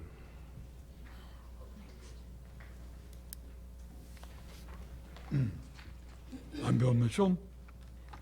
Those of you who've read my letters have some idea why I'm here. I long ago realized that carts were a predetermined outcome of the task force, so I'm now only speaking up for meaningful monetary incentives to encourage trash reduction. Incentivizing reduction was ostensibly one of the intentions of the task force. We now know that the underlying goal was to justify doing, to quote the city manager, something the entire industry is moving towards. Okay, so now we're going to keep up with the municipal Joneses. But let's not lose sight of then Mayor Cromwell's big selling point, trash reduction. You can still provide a monetary incentive by revising this advertised rate schedule of $15 for 35 gallons, $15 for 65 gallons, $16 for 90 gallons. The last one constitutes a reduction from present rates for those who now rent a 90-gallon cart. There's a real incentive for you. A 35-gallon cart will be loaded faster. It's just tossed into the hopper instead of using that slower hydraulic lift. I know this to be a fact because I watched the guy do it. And the tipping fee will be a third that of a 65-gallon cart, half, and a third of a 90-gallon cart. So charge accordingly. As you know, our two-member household has been using a loaner 35-gallon cart since March. I earlier said we probably put out our old 30-gallon can 12 times a year. And I may have underestimated that or over. Mr. Mitchell, you'll have to speak to the commission, please. Okay. Thank you. We've had this 35-gallon loaner cart since March, and it's been picked up once every 6 weeks. It goes out again tomorrow. Which is to say again that if we generate 5 gallons of trash each week, and I know that there are a lot of folks who generate even less than we do, you might, in the interest of green, encourage other small producers by a reduced rate. A useful slogan for you: reduced rate for reduced trash. And discourage large producers by making them pay for their excesses. As for loving this new trash system, Mr. Mayor, that may be a little overstated. I'll adapt to it, as I did when 2 weekly pickups were stopped, and before that, when we had to put our cans at the curb instead of having the trash guys pick them up behind our garage.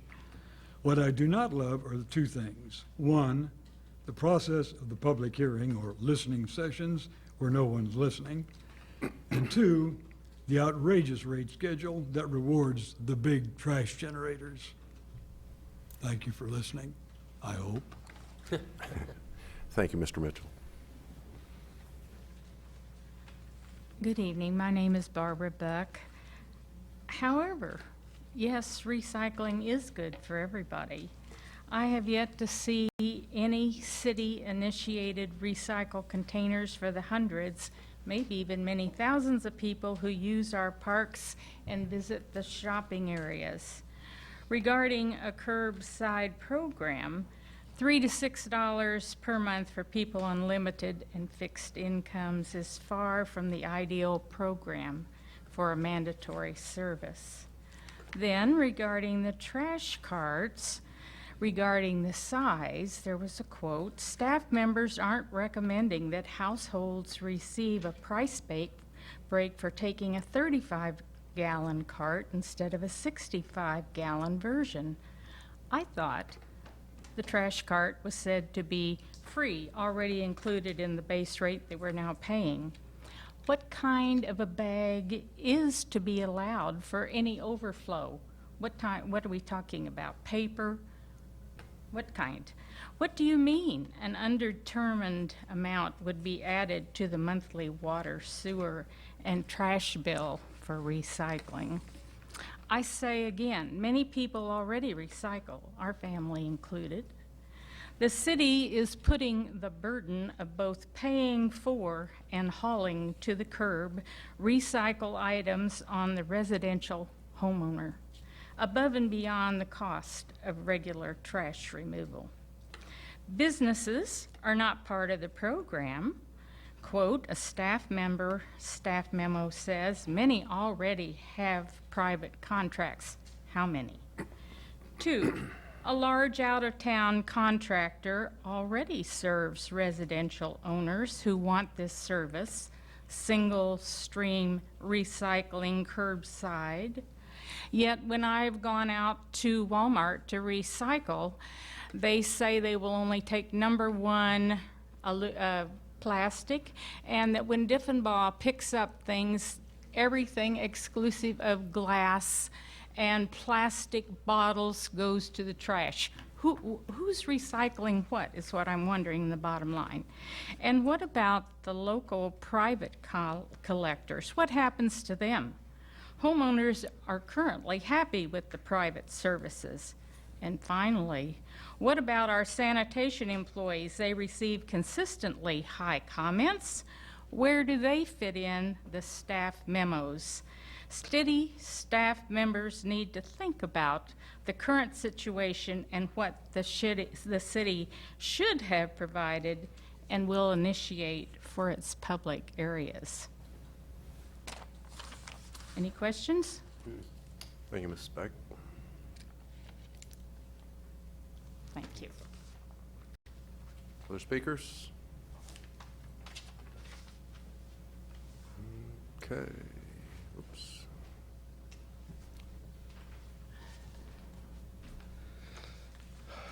Well, Jim Mullins again. Appreciate your time. There's a great quote that I think city commissioners, county commissioners, people that I stand before, because they use a quote a lot, is Mayor Cuomo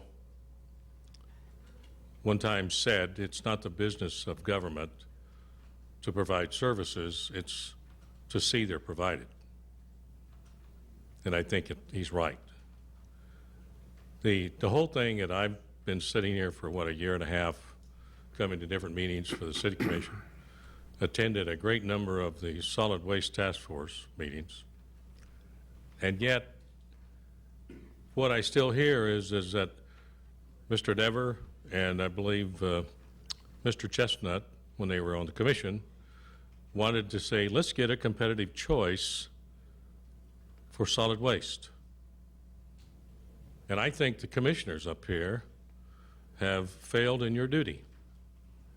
Mr. Cromwell, when he was the chair of the task force, Mr. Amix, for the people he put on there, he put no dissenters on there.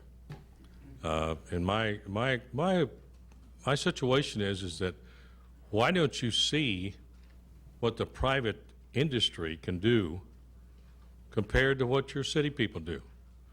Remember, you are commissioners, you're voters, but you're also accountable to the taxpayers, number one. And so many commissioners that I go to, and I go before a lot of them, they forget that. They forget that their responsibility, number one, is to the taxpayer and not to city employees or county employees. So I'm going to share with you that I have done a lot of research of my own. There's a company out of Hutchinson, Kansas, and the only reason I use that is because it's a long way from solid waste people out of Kansas City. He's told me, the general manager, that he could provide once a week trash pickup, every other week recycled, including once a week of the yard waste, and up to 5 times a year for big items to be able to be picked up on special. And he could do it for less than $13 a month for all of it. We're $15, $16. If we go to recycle, which is what I understand in the paper today, that we can't go till 2014, we're looking at another $4 to $6 a month. Kansas City over here in Johnson County, the county said everybody's going to recycle. They did it, and now people are paying $20, $25 a pop month for trash as well as recycled materials. Guys, you need to step back from this thing. You bought into this thing with Ripple Glass. You went out and got these things, did an RFP, but guess what? This guy in Hutchinson, Kansas, is single stream, all plastics, all glass, all metals, anything you want to put in there that's recyclable, he takes. We don't have anybody around this area. Deffenbaugh doesn't do it. Waste Management doesn't do it. It's not all single stream recycling. If you're going to go to recycling, which is where this is all going to go, is we need to do single stream recycling, including trash pickup. And if the city, the city solid waste department can answer an RFP just like these vendors do, and they can do it for less, power to them. Keep it in-house. But if they can't, we go outside with it, because we, again, want you to look out for the taxpayers, which I am one of them. I live right here in town, guys. So I have a vested interest. And so I really wish you would just take this bid on these carts. I think you're getting the cart before the horse. And so we need to make sure that you look out for the taxpayers, because there are people in solid that are fixed income. And if we can lower their cost, that's what we should do, not raise them. Thank you. Thank you. All right, anybody else? Back to the commission. Let me say one thing first, you know. Just, there's some things that I can't quite get my arms around yet on this. And one of them is that I understand where the staff is coming from, because it was information developed during your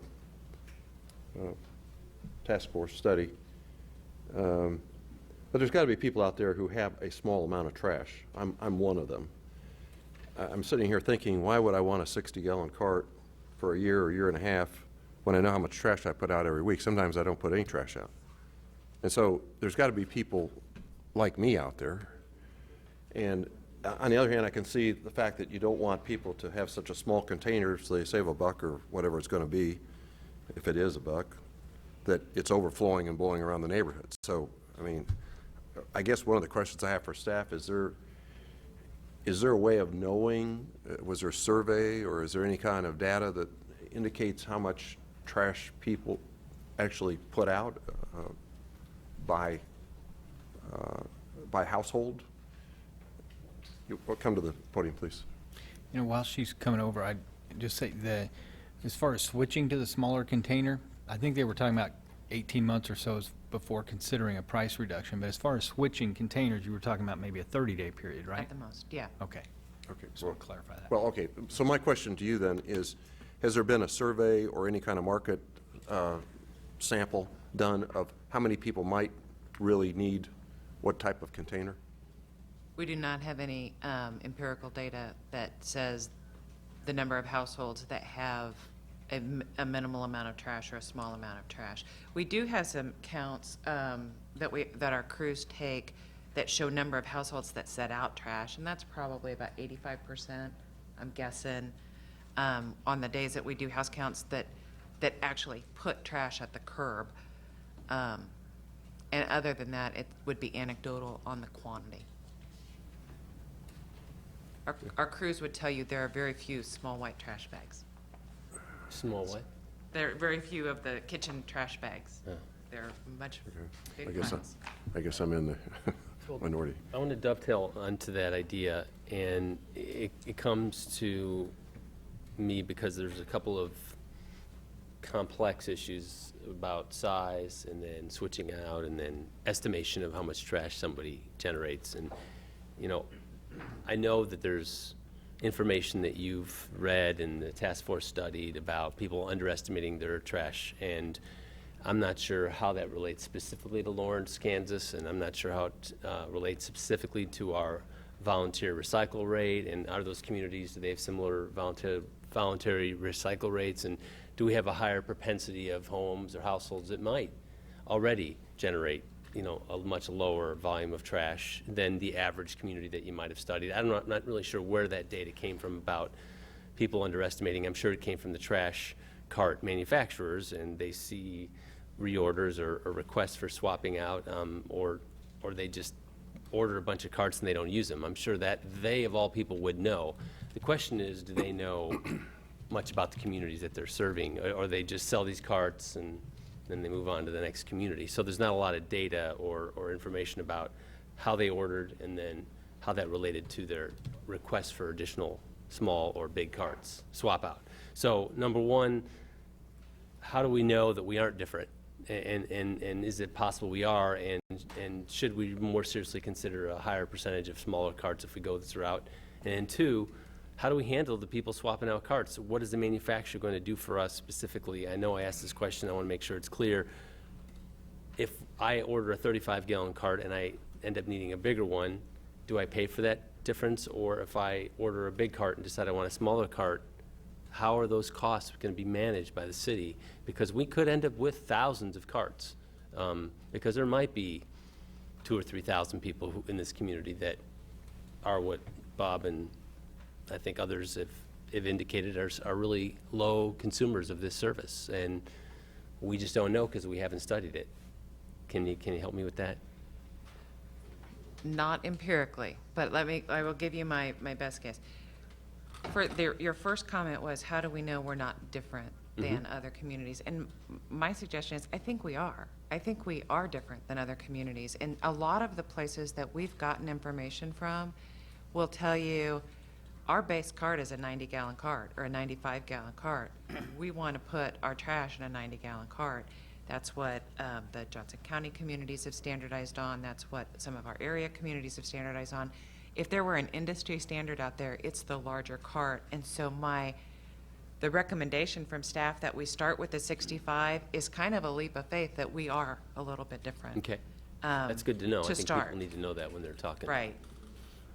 So, and I hear a lot of the 30, I hear some of the 35, I hear a lot of people saying we should go with 90, so I keep feeling like I must be doing it right to be in the 65 and make everybody mad. So, because nobody says, oh yeah, that's a great idea. That's the first question. The second question, I've completely lost on, Swapping out on the cost. swap outs. So we will, I anticipate that we will have a firm number of 65-gallon carts that we want to order. We will, a relatively firm number. We will do, so in our outreach and education on the front end, we will get some more firm numbers of people that want us to give them a 90 on the front end. My expectation is we will order that kind of strict number. That's what we'll roll out. The people that want to swap out for a 35, first of all, this will probably take a little longer to get here because they're not as standard. We will swap those out, and the 65s that come in for that will basically be our backstock, or our, we don't need 3,000. So I really hope we don't blow it. I really hope we don't underestimate or overestimate by that much. But we do need 500 to 1,000 carts every year, just the way we work now. We have breakages and replacements and people that want to swap out, or people that want to rent an additional cart to manage their yard waste. Does that answer your question? Yeah, and then I guess the last thing is with lacking empirical data, would it not, and maybe you've addressed this and maybe you haven't, but is there a way we could do a 10% test and identify, a neighborhood or two that vary from a demographic standpoint, roll them out, buy X amount of carts for those people and see how that goes, and then extrapolate that data so that we are making the right, because we're talking about $1 million decision here, and we have people coming in and asking for $14,000 and $4,000, and I mean $1 million is a lot of money, and I'm not trying to delay this, but I think if there's some huge value or incentive to order in large quantity, that's one thing, but if the cart costs, with the idea that we're probably going to go with a single vendor if we make a purchase, test it out, see how it goes, and if we exceed our expectations, we haven't made a huge, and you're not taking a huge risk, and identify a couple neighborhoods and see how it goes, and then gather the data from that way. So that was my, after listening to all this, that would be the scientific way to ascertain what size cart is, how many of each carts we need. Do you want to know a simpler way to do it? Sure. Somebody could drive down the street on trash day and look and see how much trash is at each house. I mean, really, that's. It'll vary though every week. Well- Statistically, that's gonna, we have to do at least 3 times. There's a group of guys that know pretty well, who's putting out what on the curb on a weekly basis, and the guys who load remember and they know. So there are some amounts of those of households I think that they could identify. Yeah, these people are 35-gallon folks from the beginning, from the get-go, that could help us sharpen that number so that we don't order. We wouldn't want to be 3,000 numbers. Information too, yeah. Absolutely. We've had that information has been that they Yeah. actually know. And the price is They not remember that what you huge throw out. between them. Good.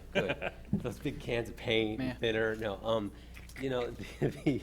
the thing is, there's not a huge difference in the price per unit, but the only problem is if we're wrong, then we have a ton of excess capacity. And for me, that's the difference, there's like a $5 or $6 difference between the, varying sizes. So that's not huge, but there are $40, multiply that times the mistake we make, and we have, we could have tens of thousands of excess carts, dollars of carts, waiting for a home. And I throw it out there because I've heard some people suggest it, and I know that, Mike's making pleas for lower rates for people, and I think, it's a good way to figure it out. And it's not rocket science, so I'm just gonna say that would make me really comfortable if we could do that, at least. Some sample survey. Some sample, neighborhood and see how it goes. Hugh?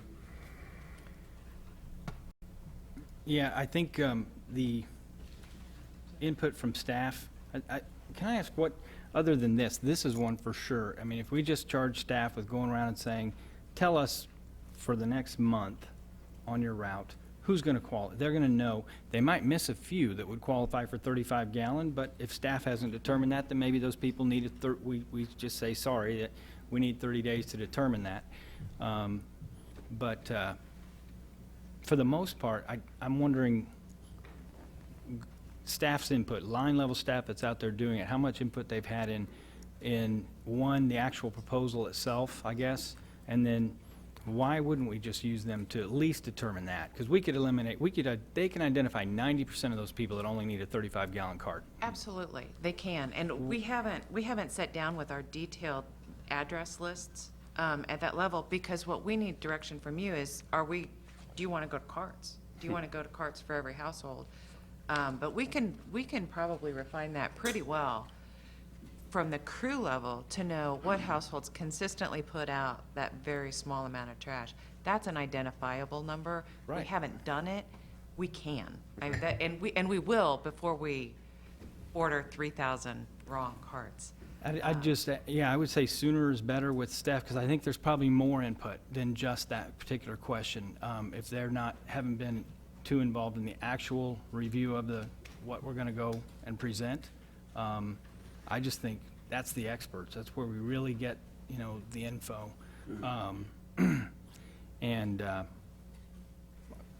Next time we come around, it'd be great if they had weighed in on all this, if there's anything else we may be missing. I'd hate to think that there's line level staff going, oh, you dummies, just ask me the question. I can tell you that's not going to work. We haven't asked it yet. I'm afraid. We've definitely given them chances for input, and we've posted everything, and we've talked to them as often as we can. Now, And we did have a we member, have we done had our- on the solid waste task force, there was a loader. Okay.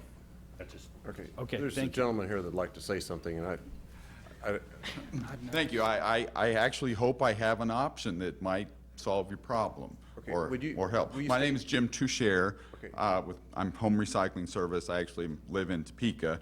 But what I would suggest as an option would be a hybrid type of system, because I do believe that the progressive rate structure is the best option to incentivize the recycling, but to offer people the 35-gallon trash can at a reduced rate, but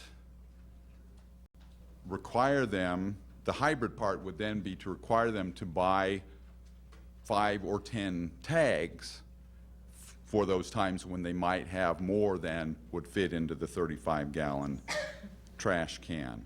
And so that then they would put that out with the tag, and that the trash service would know that had been paid for. And that would give you the opportunity to put more 35-gallon cans out there without doing all of the surveying and all of that stuff. Just an idea. Thank you. Okay, so the question tonight is, are we going to go the cart route or leave it just the way it is? And then if we go the cart route, which I believe that's the way this is going to go, then give staff some direction to come back with a little bit of more defined analysis on who our potential, or what size carts our customers might need in terms of the size. Is that a reasonable way to approach it? And then, Mike, you've got the other issue on the table of a cost differential for a smaller, or a bonus for consuming less trash or throwing less trash away. And Mayor, if I could, I think one of the things, and you brought up a good point a second ago, is whether or not, we are going to go to a cart system. I had thought that, and Bill, maybe you're right, maybe it was predetermined, but after the information that we had and from the Solid Waste Task Force, one of the things that we look at is, as we look at our employees, there is that workers' comp question, and making sure that, that we're able to to help these guys in any way that we can, because this is a tough job. I mean, at the end of the day, there's no old guys like me, down there throwing trash. I mean, these guys are young guys and do a tremendous job. As far as taking into consideration all the input that we get, all the citizen surveys tell us, as recommended through the city manager's office, all the stuff that's come to us, we've got a great program. We've got a super program in our solid waste. And what we're trying to do is, we're trying to make this better. We're trying to make it, very affordable. We want, the trash to be continued picked up in the great way that you all do, and feel free to pass that along to everybody. We do appreciate that work. But one of the things is, that's important here, and Vice Mayor and others made a good point. Don't want to end up with, you know, a number of carts that are just unusable. And so if there's help that Dwayne and other staff members can tell us, the people that are out there that see it on a daily basis, and Commissioner Cromwell and I may differ on this a little bit, but as I drive around, maybe I am a little bit blind to this, and maybe I'm just not seeing all, you know, the times where there's only one bag and one bag being set out. But I do think it is important to understand that, you know, as we go to a court situation, you don't want to make the $1 million mistake, right? And you really don't want to do that. But, you know, if we can come up with a program that a cart's going to be involved, you know, the size is going to be important and the cost is going to be important, those are the things that we have to lay out, and that's basically the decision that we need for this budget, you know, that's coming up. So. Kurt? I had a few other things I was just wanting to clarify. I know we're just deciding carts, but the questions are so persistent, and I think some of them are easily answered. We'll just assume go ahead and clarify at least some of them that have been asked directly of me, so that so we don't have to keep being worried about it. A few that were asked in the last couple days. Within the report itself, I believe we had sources refer to show as far as workers' comp savings that have been realized by these changes elsewhere. Also, we had studies and best practices to look at other communities as far as savings of these new trucks versus current trucks. Just a yes or no, and that yes. Just want to get that out, and then also I hear Commissioner Amix's concern about, you know, smaller trash getting a lower rate, and I hear everyone saying we agree, and at some point we move toward that. But just to clarify again, those who are putting out a small amount of trash right now, when we first implement this program, whatever size trash can, whether they get the 65 or we do determine that, you know, in advance that they can do a 35 gallon and we start with that, we're not raising their rate. I mean, I don't know how much, we're not raising anyone's rate right now.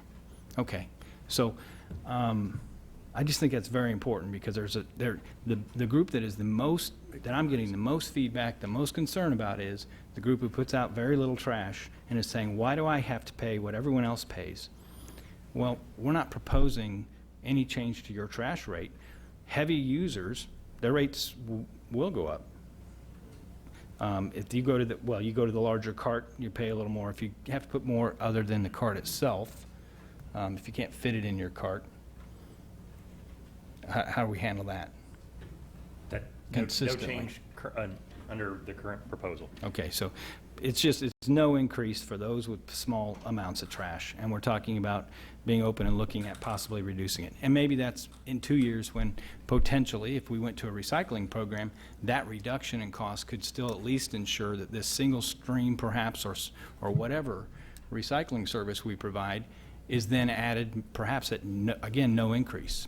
And maybe we don't reduce it, but they go through this whole thing potentially with no increase to their trash service, whereas others see the increase for that. Anyway, I just think it's really important, because I don't think right now, immediately out of the gate, we need to be reducing trash rates. But chairing the Retiree Retention and Attraction Task Force, anything we can do for those on a fixed income to at least not be increasing the burden is certainly a factor, but I know it's also an important amenity to those who are considering moving to a community, that they have sustainable practices becoming more and more important. The boomer generation is very important. They want to not soil the nest for the next generation any more than previous generations have. And so they look to and want to see recycling programs in their community. So we need, for that reason, I think it's important. It's also important to make sure that we're not increasing their burden, but I don't hear anything that says we are. So I just want to really clarify that, because a lot of people have a very, just are under the assumption we're raising rates for senior citizens who produce small amount of trash. there's nothing in that proposal that says that. All right. Can I dovetail that? I brought this up a couple of times before. We have a program in place currently for seniors who are over 60 years old and meet income qualification guidelines from the city, that they qualify for reduced trash services currently, and that would not change, and that would be in the future as well. And I say that because I think it's important that people know that, because folks haven't really taken advantage of that as much as they ought to. And I also think, too, talking about seniors, that of the people that need the 35-gallon containers, I think that's, who's going to be is, more, demographically, it's going to shift in that direction versus the young family with the diapers in the trash cans. So I think that anything that we can do towards offering a discounted rate for those folks when we can get to that point, and it makes sense, and we don't have everybody rushing out for a 35-gallon container to save $1 who actually need a 65-gallon container. But we've got to get to the point where we're offering that as a discount, because I think that will help seniors more than it will help everybody else, and I think that's a super important thing to consider. So. Okay. Well, let's see if we can't wrap this up. Go ahead, please, to the podium. Thank you. If I can make a super quick comment on timing and the difference in the number of each size that you want. One of the things we can do, if you want us to proceed with this bid, we can go with the estimated numbers that we have and do the bid, and those numbers won't be fixed in stone. For instance, I can say I expect there will be 15,000 65-gallon and 2,000 35-gallon. That can be adjusted as we get closer to delivery. I know that it would be, from the minute we place the order, it's going to be 4 to 6 weeks before any one of them begin the manufacture of our specific cart. So we would be able to adjust those to very much more fine detail as we go. And there's a cart manufacturer that is in DeSoto. The carts we use right now are manufactured in DeSoto. When I talked to them, they said they would be rolling off the line about 1,000 a day, and they would be delivered to Lawrence if they were the low bid. They would be delivered to Lawrence about 1,000 a day. So as we're rolling them out, it'll take about a month. We've got wiggle room even within that month to make really fine-tune adjustments. Just wanted to clarify that. I don't think I communicated that well. That's good information. All right, let's see if I can gather the different thoughts here. So I presume we're moving ahead with cart collection in terms, as opposed to what we're doing right now by individual trash cans. Anyone opposed to that thought? Okay. Secondly, we can approve the staff request to set this out for bids, and it sounds like we would have the ability to just adjust the numbers at a later date based on some kind of market survey or observation of individuals and trying to determine more closely the exact number of each type of cart that we would be needing. Is that correct? Everybody okay with that? And then last but not least is the rate differential between the smaller container, the middle container, and the larger container. I'm of the opinion, we can just take a straw poll here, I'm of the opinion it ought to be $1 cheaper. If the large one's $1 more, the little one ought to be $1 cheaper. The 60-gallon should be the status quo. $1? $1 a month cheaper. What was your thought? Well, I was thinking, 60% of what it's going out now. Well, the way I got $1, you've got $1 differential between the middle one and the large one, so it seems reasonable, almost mathematically comparable that you have $1 less for the 32-gallon one. I guess my big thing here is as we try to do more in encouraging recycling, and I appreciate, Hugh, I appreciate your comments about, senior citizen, that's great. We're trying to hold costs, in check without any kind of raises, that's fine. But as we try to encourage more recycling, we want people to recycle more, have less trash going to landfill. So we want to encourage these smaller amounts being put out. It just seems to me you really offer the incentive to do it. Tammy, I understand, in the beginning, maybe we shouldn't do that. But Lawrence, Kansas is a different community. We ask people things to do, people stand up and they get the job done. It is different in Lawrence, Kansas. Maybe I'm buying into something wrong, but I just think that we find out what's being put out, then you make the decision about the carts, and you set the price as to what they'll be. That's my thinking about it. Okay, and then, but Tammy mentioned, sorry, but I think the cost, I agree with you in principle, but if the amount of trash that you generate only represent approximately 15% of your bill every month for that service, then the only wiggle room we really have to work with is a 15% number. And if it's $14 and 10% of that's $1.40, maybe that, you're not throwing nothing out, or maybe a few people are, but I mean, I don't know what number is going to work, but if it only represents 15% of the actual cost right now, I don't know how much room we're going to have to go until we refine this thing in principle. And that's, I agree with you, and I want to incentivize and have a pay-as-you-throw mentality, 100%. But I think that we only have so much room to work with, and I'm not sure what that room is. Now, if there's less, if they don't have to come but once or twice a month, or there's all those other real, decreases in costs, then we're going to see those, and maybe those values will decrease even more. So I don't know. I guess I want to make sure we're not seeing too much, that there's not too much dollars and cents laying out there that we can save.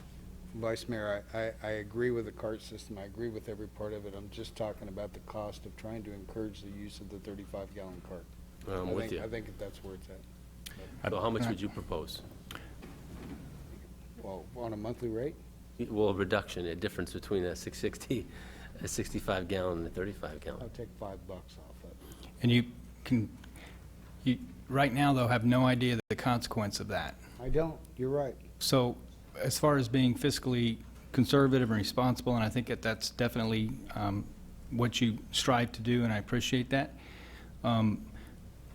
Rolling out a significant discount like that, not having any idea how many houses, because you're dipping more into the cost of, as Commissioner Dever just explained, you're reducing the rate by 5%, but if 15% of their current rate, and let's say it's $15, 15% of the $15 is going to be what, $2.25 is based on their trash.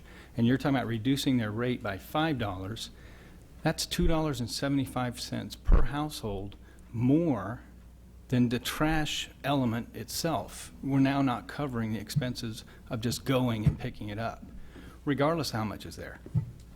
Now what do you do? Raise taxes to cover that? I don't know. Got a suggestion there on this, and I think I want to incentivize the 35-gallon. $5 I think is too much because we don't have that much in tipping fees on it. But if we were to take $1 off the rate for the 35-gallon container, say that the initial 35 gallons have to be approved by Solid Waste Department. They know who those folks are to begin with, and then wait a certain number of time for the rest of the folks to figure out that a 65 is too much.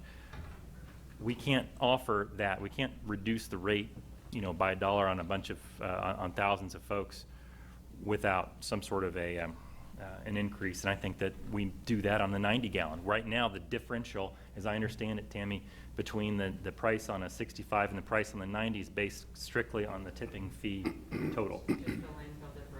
If we're trying to encourage the behavior, then we pay for the decrease in the 35 by an increase in the 90, and the net result of that is that the 90-gallon folks who are currently renting a 90-gallon cart for $2 a month would see no net increase in their trash that they're currently paying. Is that correct?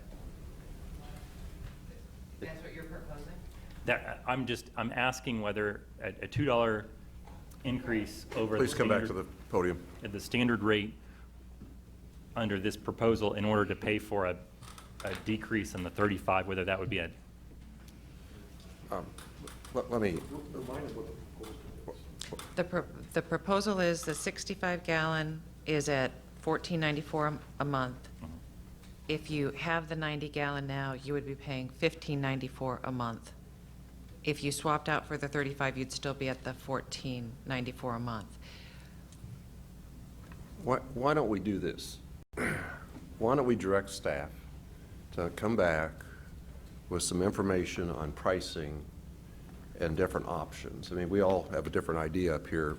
I think we all think that there ought to be, or maybe not all of us think that, but a number of us think that there ought to be some differential between the 32 and the 60 gallon, but we don't know what it is, and we're kind of shooting in the dark here. We don't know how much of that trash, the cost we're charging for the trash actually is going to be offset by the less amount of tipping fee at the 32 gallon level. We just don't know that.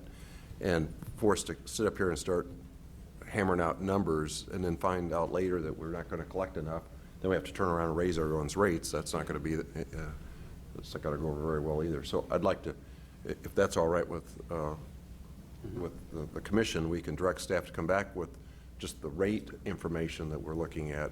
We go ahead and approve the rest of the things here tonight that we've talked about. So. Yeah, Mayor, I think that's a great point, and I just think it's implicit that when we create this hierarchy and have a tool to determine people's rates, let's just be realistic. One thing is it's about improving our workers' safety and reducing those costs and reducing the cost of running our trash service to keep it rates competitive. But there's also going to be that opening the door of us changing or charging according to a person's use. And I think that's what we're talking about. And I think it's important to say that because it's not just about the cans, it's about what we might do now that we have a standardized process. So Sure. I agree. I think we need to move forward with giving them that opportunity.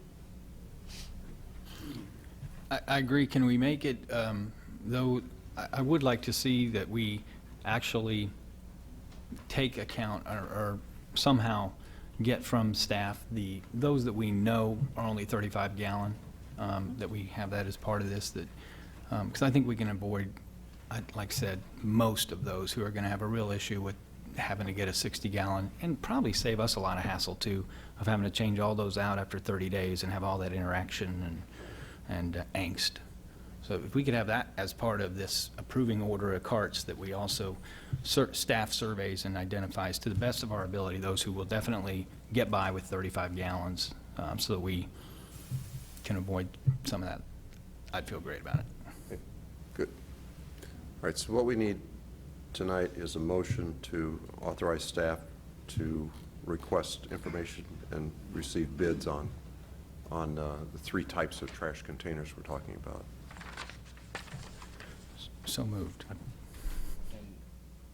What all, Just reading that. and then we're going to get all this additional information and be able to make the decision on what the rate will be and all of that before. The rate during question. the time we're approving the final bids. The rate question will be a separate agenda item. We'll just open it up and have a rate hearing and discussion and come back with a decision on that. man, just, we're setting our utility, we're setting our trash rate for next year, coming up. And that's part of our budget process too. I mean, but yeah, I think this is a separate issue, but it is, this is something that's coming up, but how we're How going to fast do structure. you think they can get that data? Yeah. A week or two? Okay. I mean, just if it's easy to get and if we're authorizing them to move forward. I think I know what we need to do. It's It's going to be a sample, is what you talked about. Yeah. We'll find some ways to see if we can't sample the right parts of the community to get a mix, and we'll see what we can come back with, and then we'll see if we can't come back with a rate stratification that provides an incentive for the 35-gallon cart, and you'll take a look at that, maybe a couple of different options. You'll take a look at that and see if we want to proceed. I'm sorry, I missed the motion on the floor. He started it. Carter?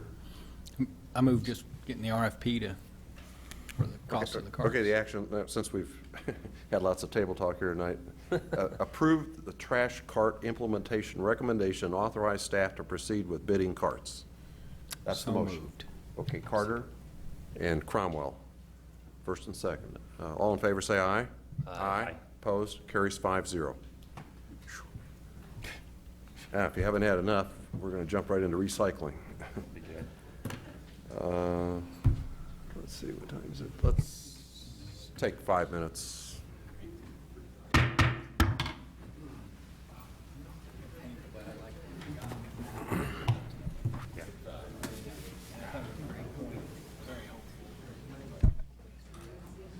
haven't seen that. No, I thought I had. I haven't seen How are you?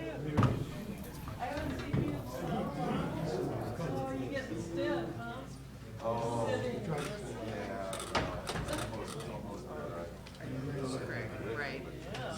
Sitting. Right.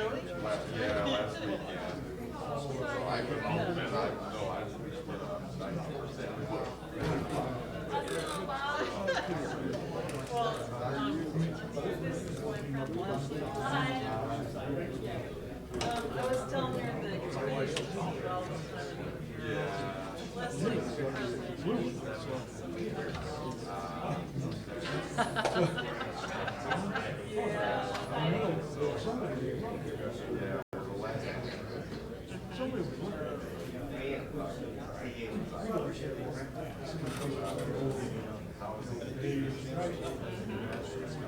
That you're very accustomed to.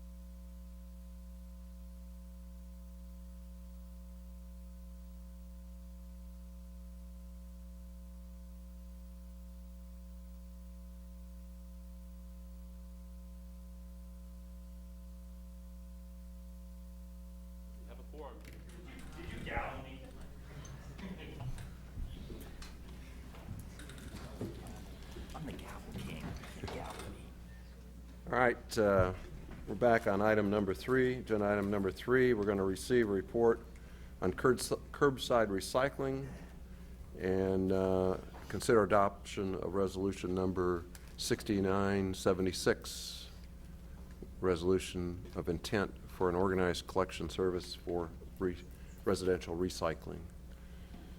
Staff? Good evening, Mayor and Commissioners.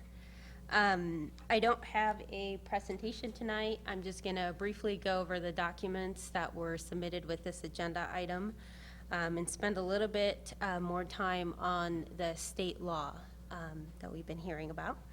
And again, we are requesting some direction or guidance from the Commission on curbside recycling services for the City of Lawrence and to pass a resolution of intent if appropriate tonight.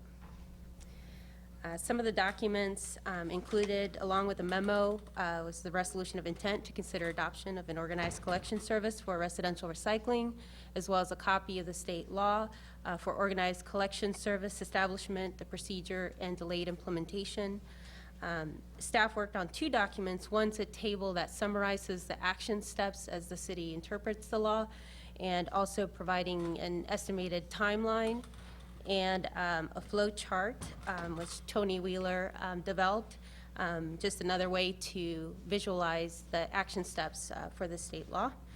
And I have also included a matrix that details major policy issues for curbside recycling program, as well as a draft of a request for proposals. Back to the memo. Just a little bit of background. The Solid Waste Task Force had recommended the goal of 50% recycling rate in 2020.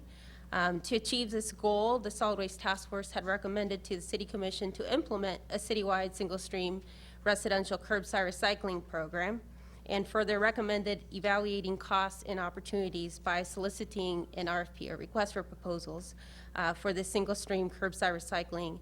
And the RFP would have 2 alternatives. One is for turnkey operations, and the other is for material processing only, and that is to allow municipal collection of the materials. Also, earlier this year in February, the Commission had directed staff to prepare a report on the RFP options that outline these some major policy issues for curbside recycling, and that's included in the matrix. There is a section on this state law, and the important part here is that for the City of Lawrence, implementing a citywide residential curbside recycling program is considered establishing an organized recycling collection service, and this is basically consistent with the definition of the state law. And I will spend a little bit more time after I go through the other items on the memo and go through a flow chart with you. I also included a section on city goals, and that's for establishing the curbside recycling program. The city would like to increase the amount of materials being diverted from the landfill, increase recycling participation rates, as well as ensure a marketable end product from collected recyclables, also to promote the city's sustainability goals, and to enhance community awareness of recycling. There's a section in the memo as well for the major policy issues for curbside recycling for this RFP. And the important piece here is that these are major policy issues for you as the commissioners to consider and evaluate and give staff feedback. Decisions on these major policy issues will define the scope of work section in this RFP. And again, I'm not going to go through all of them. It seems like we're going to have a little bit more time to work on the RFP and these major policy issues. But, you know, they include things like, and I heard a comment earlier tonight about public spaces, you know, who the customers would be. You know, is it just single-family houses? Is it multifamily? You know, who's collecting the material, the length of the contract, et cetera. And within the matrix that's attached to that section, I tried to just summarize some of the recommendations or discussions that the Solid Waste Task Force had had basically over the last year gone over, as well as some background information. I also have a section under each major policy issue that is the example of what is provided in the draft RFP document. And that RFP document is attached. It's, again, we made assumptions on those major policy issues, and those, with the direction of the City Commission, we can change those to match what the commission would like to see for that RFP. Okay. I'm going to go ahead and switch to the flow chart. Tony Wheeler is here, so if I get something wrong, she will definitely help me out, and she's here also to answer your questions. First thing to point out is there's 3 big steps. One is to adopt the resolution of intent.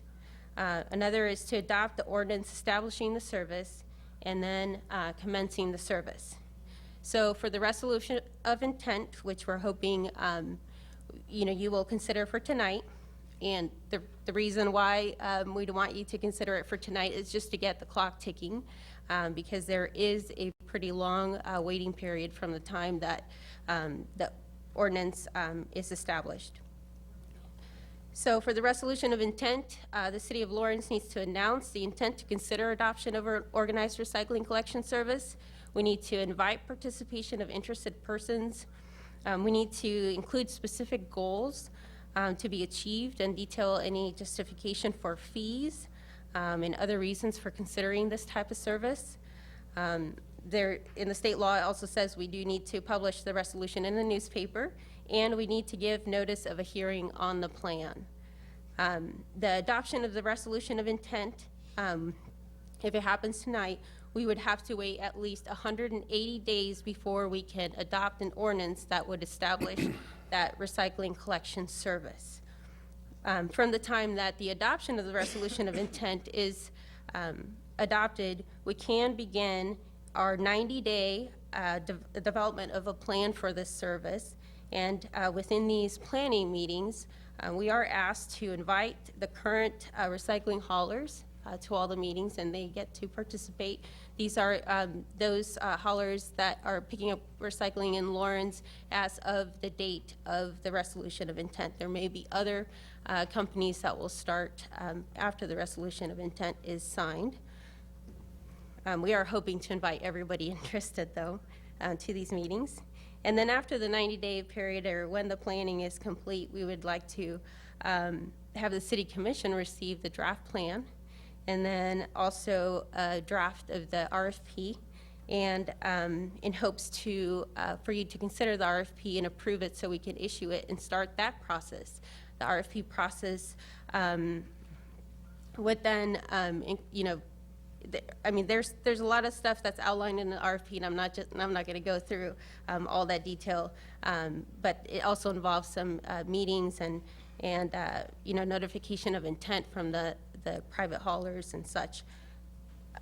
So after we wait 180 days after the adoption of the resolution, and that plan is finalized and considered to be adopted within the same day that the ordinance is adopted, we do need to, this is important as well, we do need to notify all those recycling haulers at least 30 days before the adoption of the ordinance. And I have placed that in that table summary, the adoption of the ordinance to occur on December 11th of 2012, if the resolution of intent is signed tonight. After the adoption of the plan and the ordinance, there is a waiting period of 18 months before we can commence this service. And I did want to also point out, if for some reason there is a delay in the adoption of the ordinance in which it does not get adopted within 1 year of the adoption of the resolution of intent, we do have to start the process all over. So we'll go back to step 1, which is adopting a resolution of intent. I think I've pretty much covered the flow chart information. If you have any questions for me or Tony Wheeler regarding the state law or any other information that was provided in this packet. Just one question, quick one anyway. Any thoughts to challenging this? We had a meeting where we looked for ways to, where it might not apply. We think that it was written in response to an issue in Wichita. But under Kansas municipal law, they usually write these laws to apply to all cities, so you can't adopt a charter ordinance to exempt yourself from it. But we didn't follow it closely enough, I think, when it was being enacted, or even its application to what we were even considering. So, I mean, I think we've looked at it. I think the better part of wisdom is to follow the procedures that are outlined there. Okay. I mean, Just had to ask. yeah, no, I think it's a very good question, Commissioner. I just wanted to clarify too, that when we received notification of this in response to, I mean, the question is about the solid waste task force and when this information came to light. It was after we had concluded the solid waste task force, that we would have been, I mean, it was on the books, we didn't know about it. Because it had never been implemented previously. We don't know of any community that's ever had to go under it. Just wanted to. It's been used. Targeting Lawrence, Kansas. No, I don't think so. You're getting paranoid. Anybody else? Any questions? Public comment on this item? Nobody's here to talk about it. Some comments were previous. All right. Yeah, they commented. Supply and demand. Public comment is open if anyone wants to make a comment. Don't have to, but I don't want to run by. Okay. Leslie's I going to mean, twice. You asked for it twice. I have to say something. We say yes. The East Lawrence neighborhood. We already wrote a letter. Should be in their packet somewhere. Thank you. Jim Toucher, Home Recycling Service, Topeka, Kansas. I've been doing curbside recycling in Lawrence for 9 years now, and it's nice to know that I'll be invited to whatever meetings. And I do have mixed feelings about the proposal because I'm committed to the idea of recycling. It's what I sweat and bleed and, break my back every day for. And so, yeah, whatever can be done to increase the recycling rates is a good thing. I guess my personal concern is, if I had a storefront and you decided that you wanted to widen the street and my store was in the way, you would buy my storefront. And that's kind of what I feel like would be happening if you adopted this resolution, is you would be taking my business. It's not a storefront, and there are some differences, but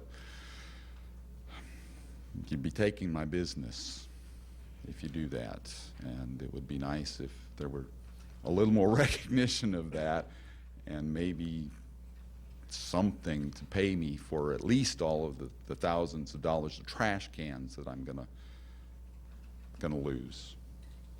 So I don't know that that's a foregone conclusion that will take your business. I mean, I know there's a number of recyclers in the audience, and that's not my intent if we move forward with mandatory recycling. And my feeling is I'd like to see how it works amongst the people who are working here now and keep them involved in this situation.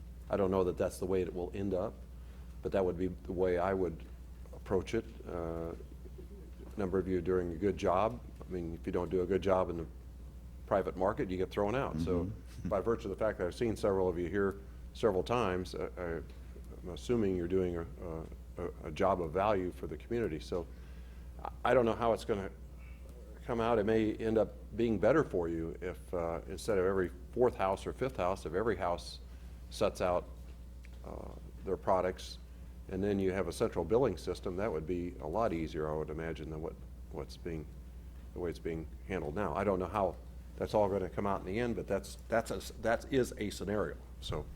Okay. I don't Well, know that, I didn't understand that as a possibility, that, you know, the RFP was going to be for a single we- provider, but. we haven't gotten that far, I guess. Yeah, okay. Is there any other comments along that line? No, that's true.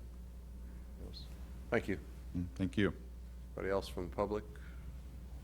All right, commission discussion.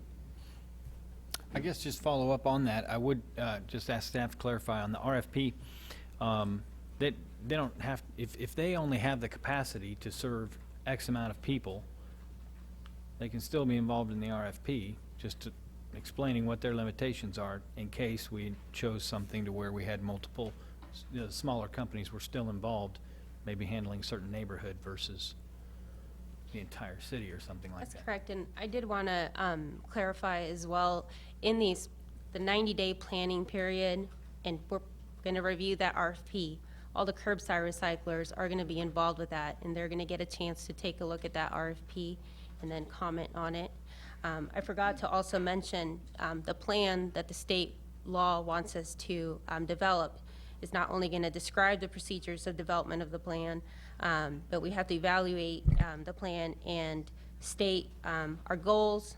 Part of it is also minimizing displacement and economic impact on current collectors, ensuring participation of interested parties in the decision-making process, and maximizing efficiency in collection, as well as, again, providing detailed justification for the taxer fee. Thank you. Thank you. Other questions, comments? Mike? Well, just one, the questions asked in the staff report about the major policy issues that, for the curbside recycling RFP, do you want us to give direction on each one of the items that you have outlined in the RFP, or is that something that's going to be developed over this 90-day period? We definitely want feedback on all those major policy issues to make sure that, you know, we've got it So then in there correct. Tonight, Kathy, you need a decision on whether or not we're going to go to a subscription base or mandatory pay. You want all these lined out? We do have a little bit more time, so I'm not sure if we were going to be asked to come back to spend more time on the RFP section, since we do have this 90-day period. But if you do want to provide feedback tonight, that would be great. That way we can start our planning process with those curbside haulers and other interested parties with an RFP that is more, based on your decision and guidance, So if, more complete. so if we were to give direction that we want multiple haulers as a commission, a majority of the commission wants to do that, that would be part of this RFP. If we decide, in the beginning, we want to be a subscription-based program, we could do that. Then we get into the detail of what the containers are going to look like, those kind of things. Those are all the things that would be helpful this evening that you have. Yes. Yes. Yes. Or over the next 90 days. Or we Any- can come back and get some of that feedback at a separate meeting. I think I'd rather come back at a later date after we have time to think about it and visit about what the elements should be in the RFP. Work I for you think that's guys. fine. Is that okay? One thing I'd point out too, as we move towards coming back at a future date, a lot of these issues, there's information that has been studied in the Solid Waste Task Force recommendations, and I would encourage review of that, just because these are all questions that came up. answered. And a recommendation was made, and there's documentation for that in many cases, so. Okay, and then, let me be clear tonight, is what we're doing is, and so stated in Resolution 6976, It's a declaration of intent. The City of Lawrence hereby declares its intent to consider adoption of an organized collection service for residential recyclables in the City of Lawrence. The statement of intent does not obligate the city to pursue a citywide residential curbside recycling system, but it provides notification of consideration of such. So all we're doing is saying we're interested in it, we're going to take a look at it, and it's not that we don't have to stick with it if we decide at a later date that we're going to change. So it's a declaration of intent at this point. Just in another point, I guess, from me personally, and then also this recommendation from the Solid Waste Task Force was to implement a curbside program if financially feasible and prudent, and that was a recommendation from them. That's my position. I'm sure that's all of our positions too. So we have to go through the RFP process in order to know if it's going to be affordable, and you know, we're all going to have a different definition of affordable, and we'll hear a lot from the community on that as well. But we have to move forward on this in order to determine that. Any other discussion? I have two questions. Mike? Dave, what was the date that this rule went into place in the state of Kansas? Or do you know the month even? July 11. July 1, 2011. Okay, so July 1, 2011, this law went into place, and none of us knew about this. Well, the information I have is that the legal department did send a copy of it to the Public Works Department, and we didn't think that it, you know, I'm the city manager, I'm responsible for it. They didn't think that it impacted the discussions, and they were wrong. Okay. Is that accurate? Okay. Didn't think it impacted the discussions in that it would take this long to do anyway, so it probably wasn't a major hindrance, or I haven't gotten, we weren't Commissioner, okay. Vice Mayor, I haven't gotten And I into just that asked because discussion. I'm sure people are going to wonder how this caught us, you know, anybody who pays attention is going to notice that this is kind of Oh, it does. Clearly, I mean, you read it, it gaffe, does. a gaffe, as they like to say in some places. And then, two, what about our state representatives? I mean, certainly some of them live here in town.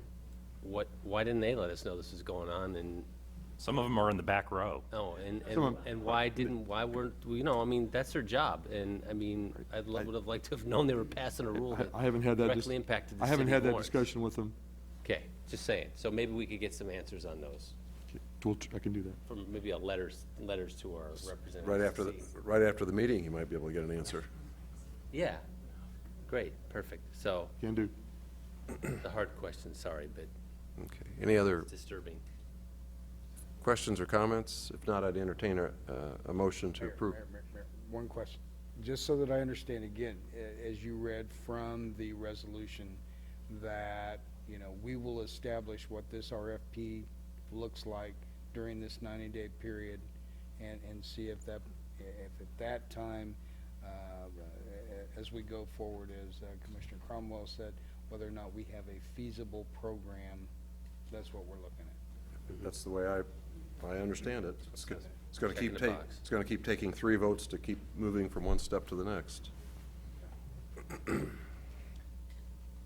Check in the box. Moved. Moved by Cromwell. Second by Carter to approve Resolution 6976. All in favor, say aye. Aye. Aye. Opposed? Carries 5-0. Next on the agenda is executive session, but I've had a request to have public comments first, and I'll agree to that. Oops. Again. So at this time, we'll accept public comment.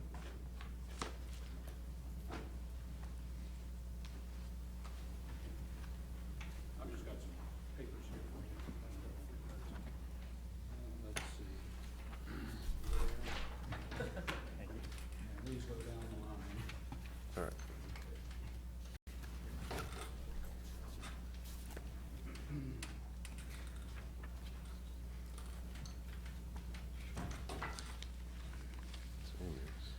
Mayor and City Commissioners, I would like to alert you to a situation at Lawrence Memorial Hospital, which I feel you should be aware of.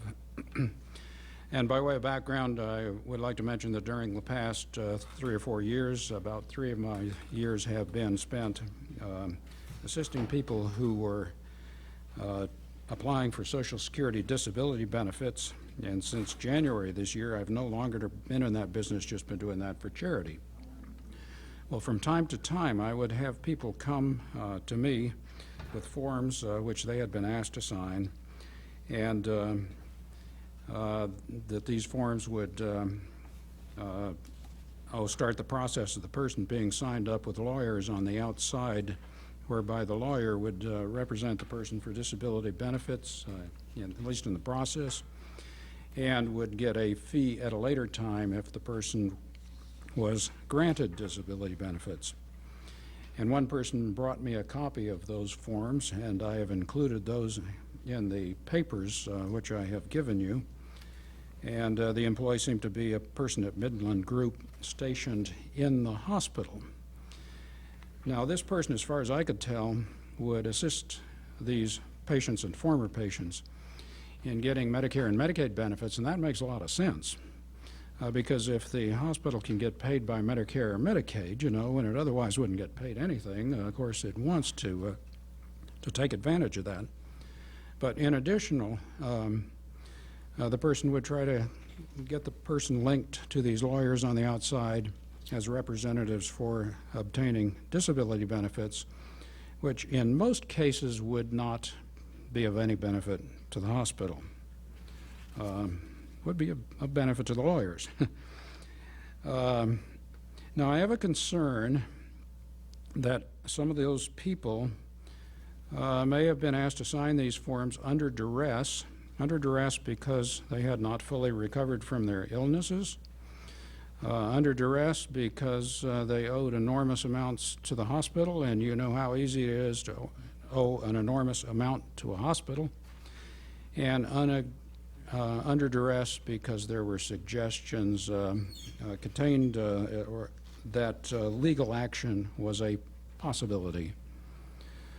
Now, to try to get more information about this, I wrote a letter to Gene Meyer, CEO at the hospital, waited about a month, got no response, took another copy of my letter over, asked for a response, got a very minimally informative response. Those, incidentally, are in the papers that I gave you. And so I wrote back a second letter, waited a month, got no response, took another copy of my letter over, asked for a response, never got a response to that. At one point asked for a meeting with Mr. Meyer, was told that he wouldn't meet with me about this subject. And more recently, I have submitted 2 open record requests to the hospital, and those I have not had any sort of response at all to those. According to Kansas law, the agency is supposed to give some sort of response within 3 days. Well, as you can see, I have a lot of questions. I think there are some questions here that you ought to be concerned about. One, has an employee working at Lawrence Memorial Hospital been soliciting business for lawyers outside of the hospital? If so, does this practice continue? Has business been solicited from patients and former patients at points in time when they have not fully recovered from their illnesses, or been solicited when they're under duress because of the enormous amounts owed to the hospital, and under duress because the possibility of legal action at least is raised? Then if this has been happening, does this unfairly compete with lawyers on the outside who are trying to make their living off of this? Now, I just do charity work, so I'm not involved in that aspect. Is the right to solicit business from patients inside the hospital something that ought to be subject to a bidding process? And in any case, if this is happening, is this something which the City Commission feels is appropriate for a hospital in the city of Lawrence? Is there something there that the hospital administration is trying to cover up? I can't tell. And finally, Why hasn't the hospital been responded to 2 open records requests? So I'm afraid I'll leave you with more questions than answers, but I think the questions are important, and I'm available for your questions. Anybody have any questions, Dr. Coles? You made a request of the hospital board? Have I contacted the hospital board? Yes, sir.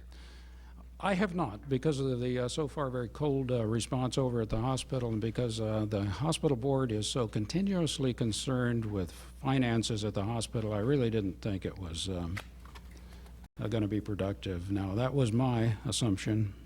I think others might have gone that route first.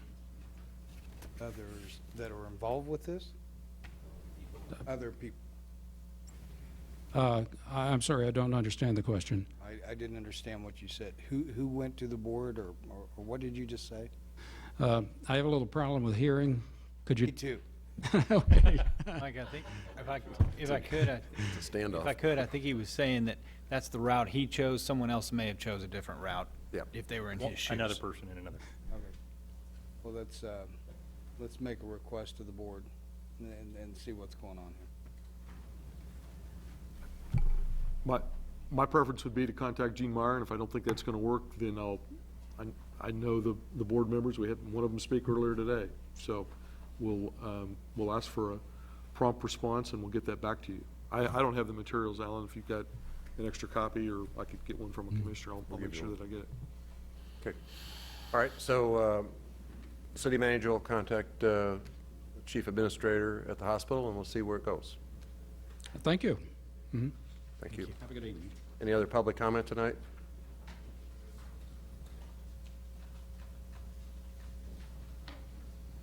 Feasibility study. I was going to wait to future agenda items. Thought I would just ask now since we're doing public comment. Feasibility study for what? 900 New Hampshire. Good times. Sir? We got the reports that we're going to post tomorrow. We got them at 8:25 this evening for the 9th and New Hampshire project. Force is strong with me. I'm sorry? The force is strong with me. It's a joke, sorry. It's a Star Wars joke. Oh, well, finally something we can talk about. No, so we're going to post these, and the other thing is that the city commission, in working with the mayor, I think this is going to be on, I'm going to get it's not next Tuesday, it's the following Tuesday. June, I want to say June 26th. 26th. I visited with Ron Schneider today. He's the attorney representing a number of the residents in the area, and we've worked out an agenda date that he's comfortable with. We were going to try and have it next Tuesday night, June 19th. June 19th, but it's going to be on June 26th. That'll give him enough time to review all the data that we were trying to get him the data by close of business today. We didn't have it, so he'll have it tomorrow. But anyway, we've established the date of the 26th. He's comfortable with that. Okay. And so that information will all be out there tomorrow. So not June 19th. Will not be next Tuesday night. Just thought I better And double check. we're talking about the appeal Right. of the HRC decision. Yeah. Yes, sir. Yes, Mr. Mayor. 26th of June. Yes. Very good. Thank you. Thank you. Yep. Anybody else? I'd entertain a motion to go into executive session at this time for about 45 minutes. Moved. Moved Cromwell. Second Dever. All in favor say aye. Aye. Carries 5-0.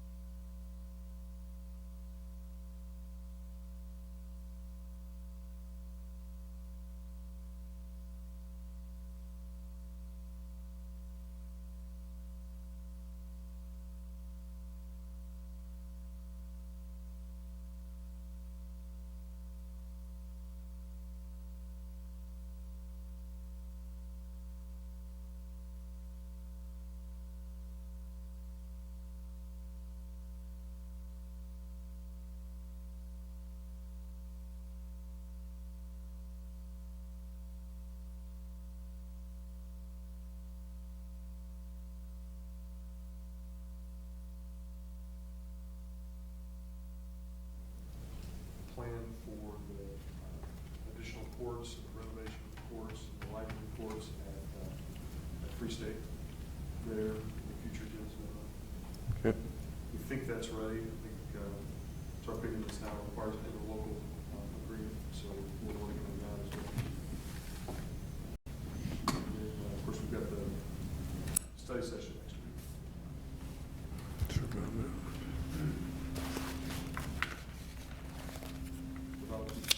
Got study session on, 4 o'clock next Tuesday. yeah. Yep. Okay, anything else on the agenda? Okay, commission items? Mayor, I do have one, and I apologize for not giving that heads up to commissioners today.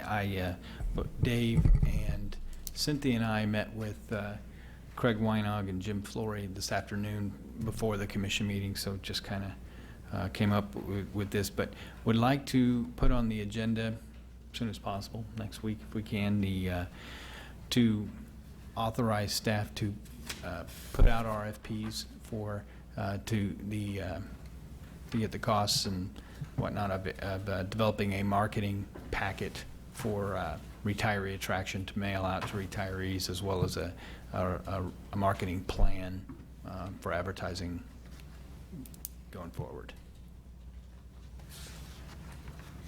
Mayor, one question. Go ahead. Commissioner Carter, discussions with the senior center about their involvement, or is there any expertise there that might be able to help do some of this stuff? Yes, we are actually going to be meeting with Mike Wilgen.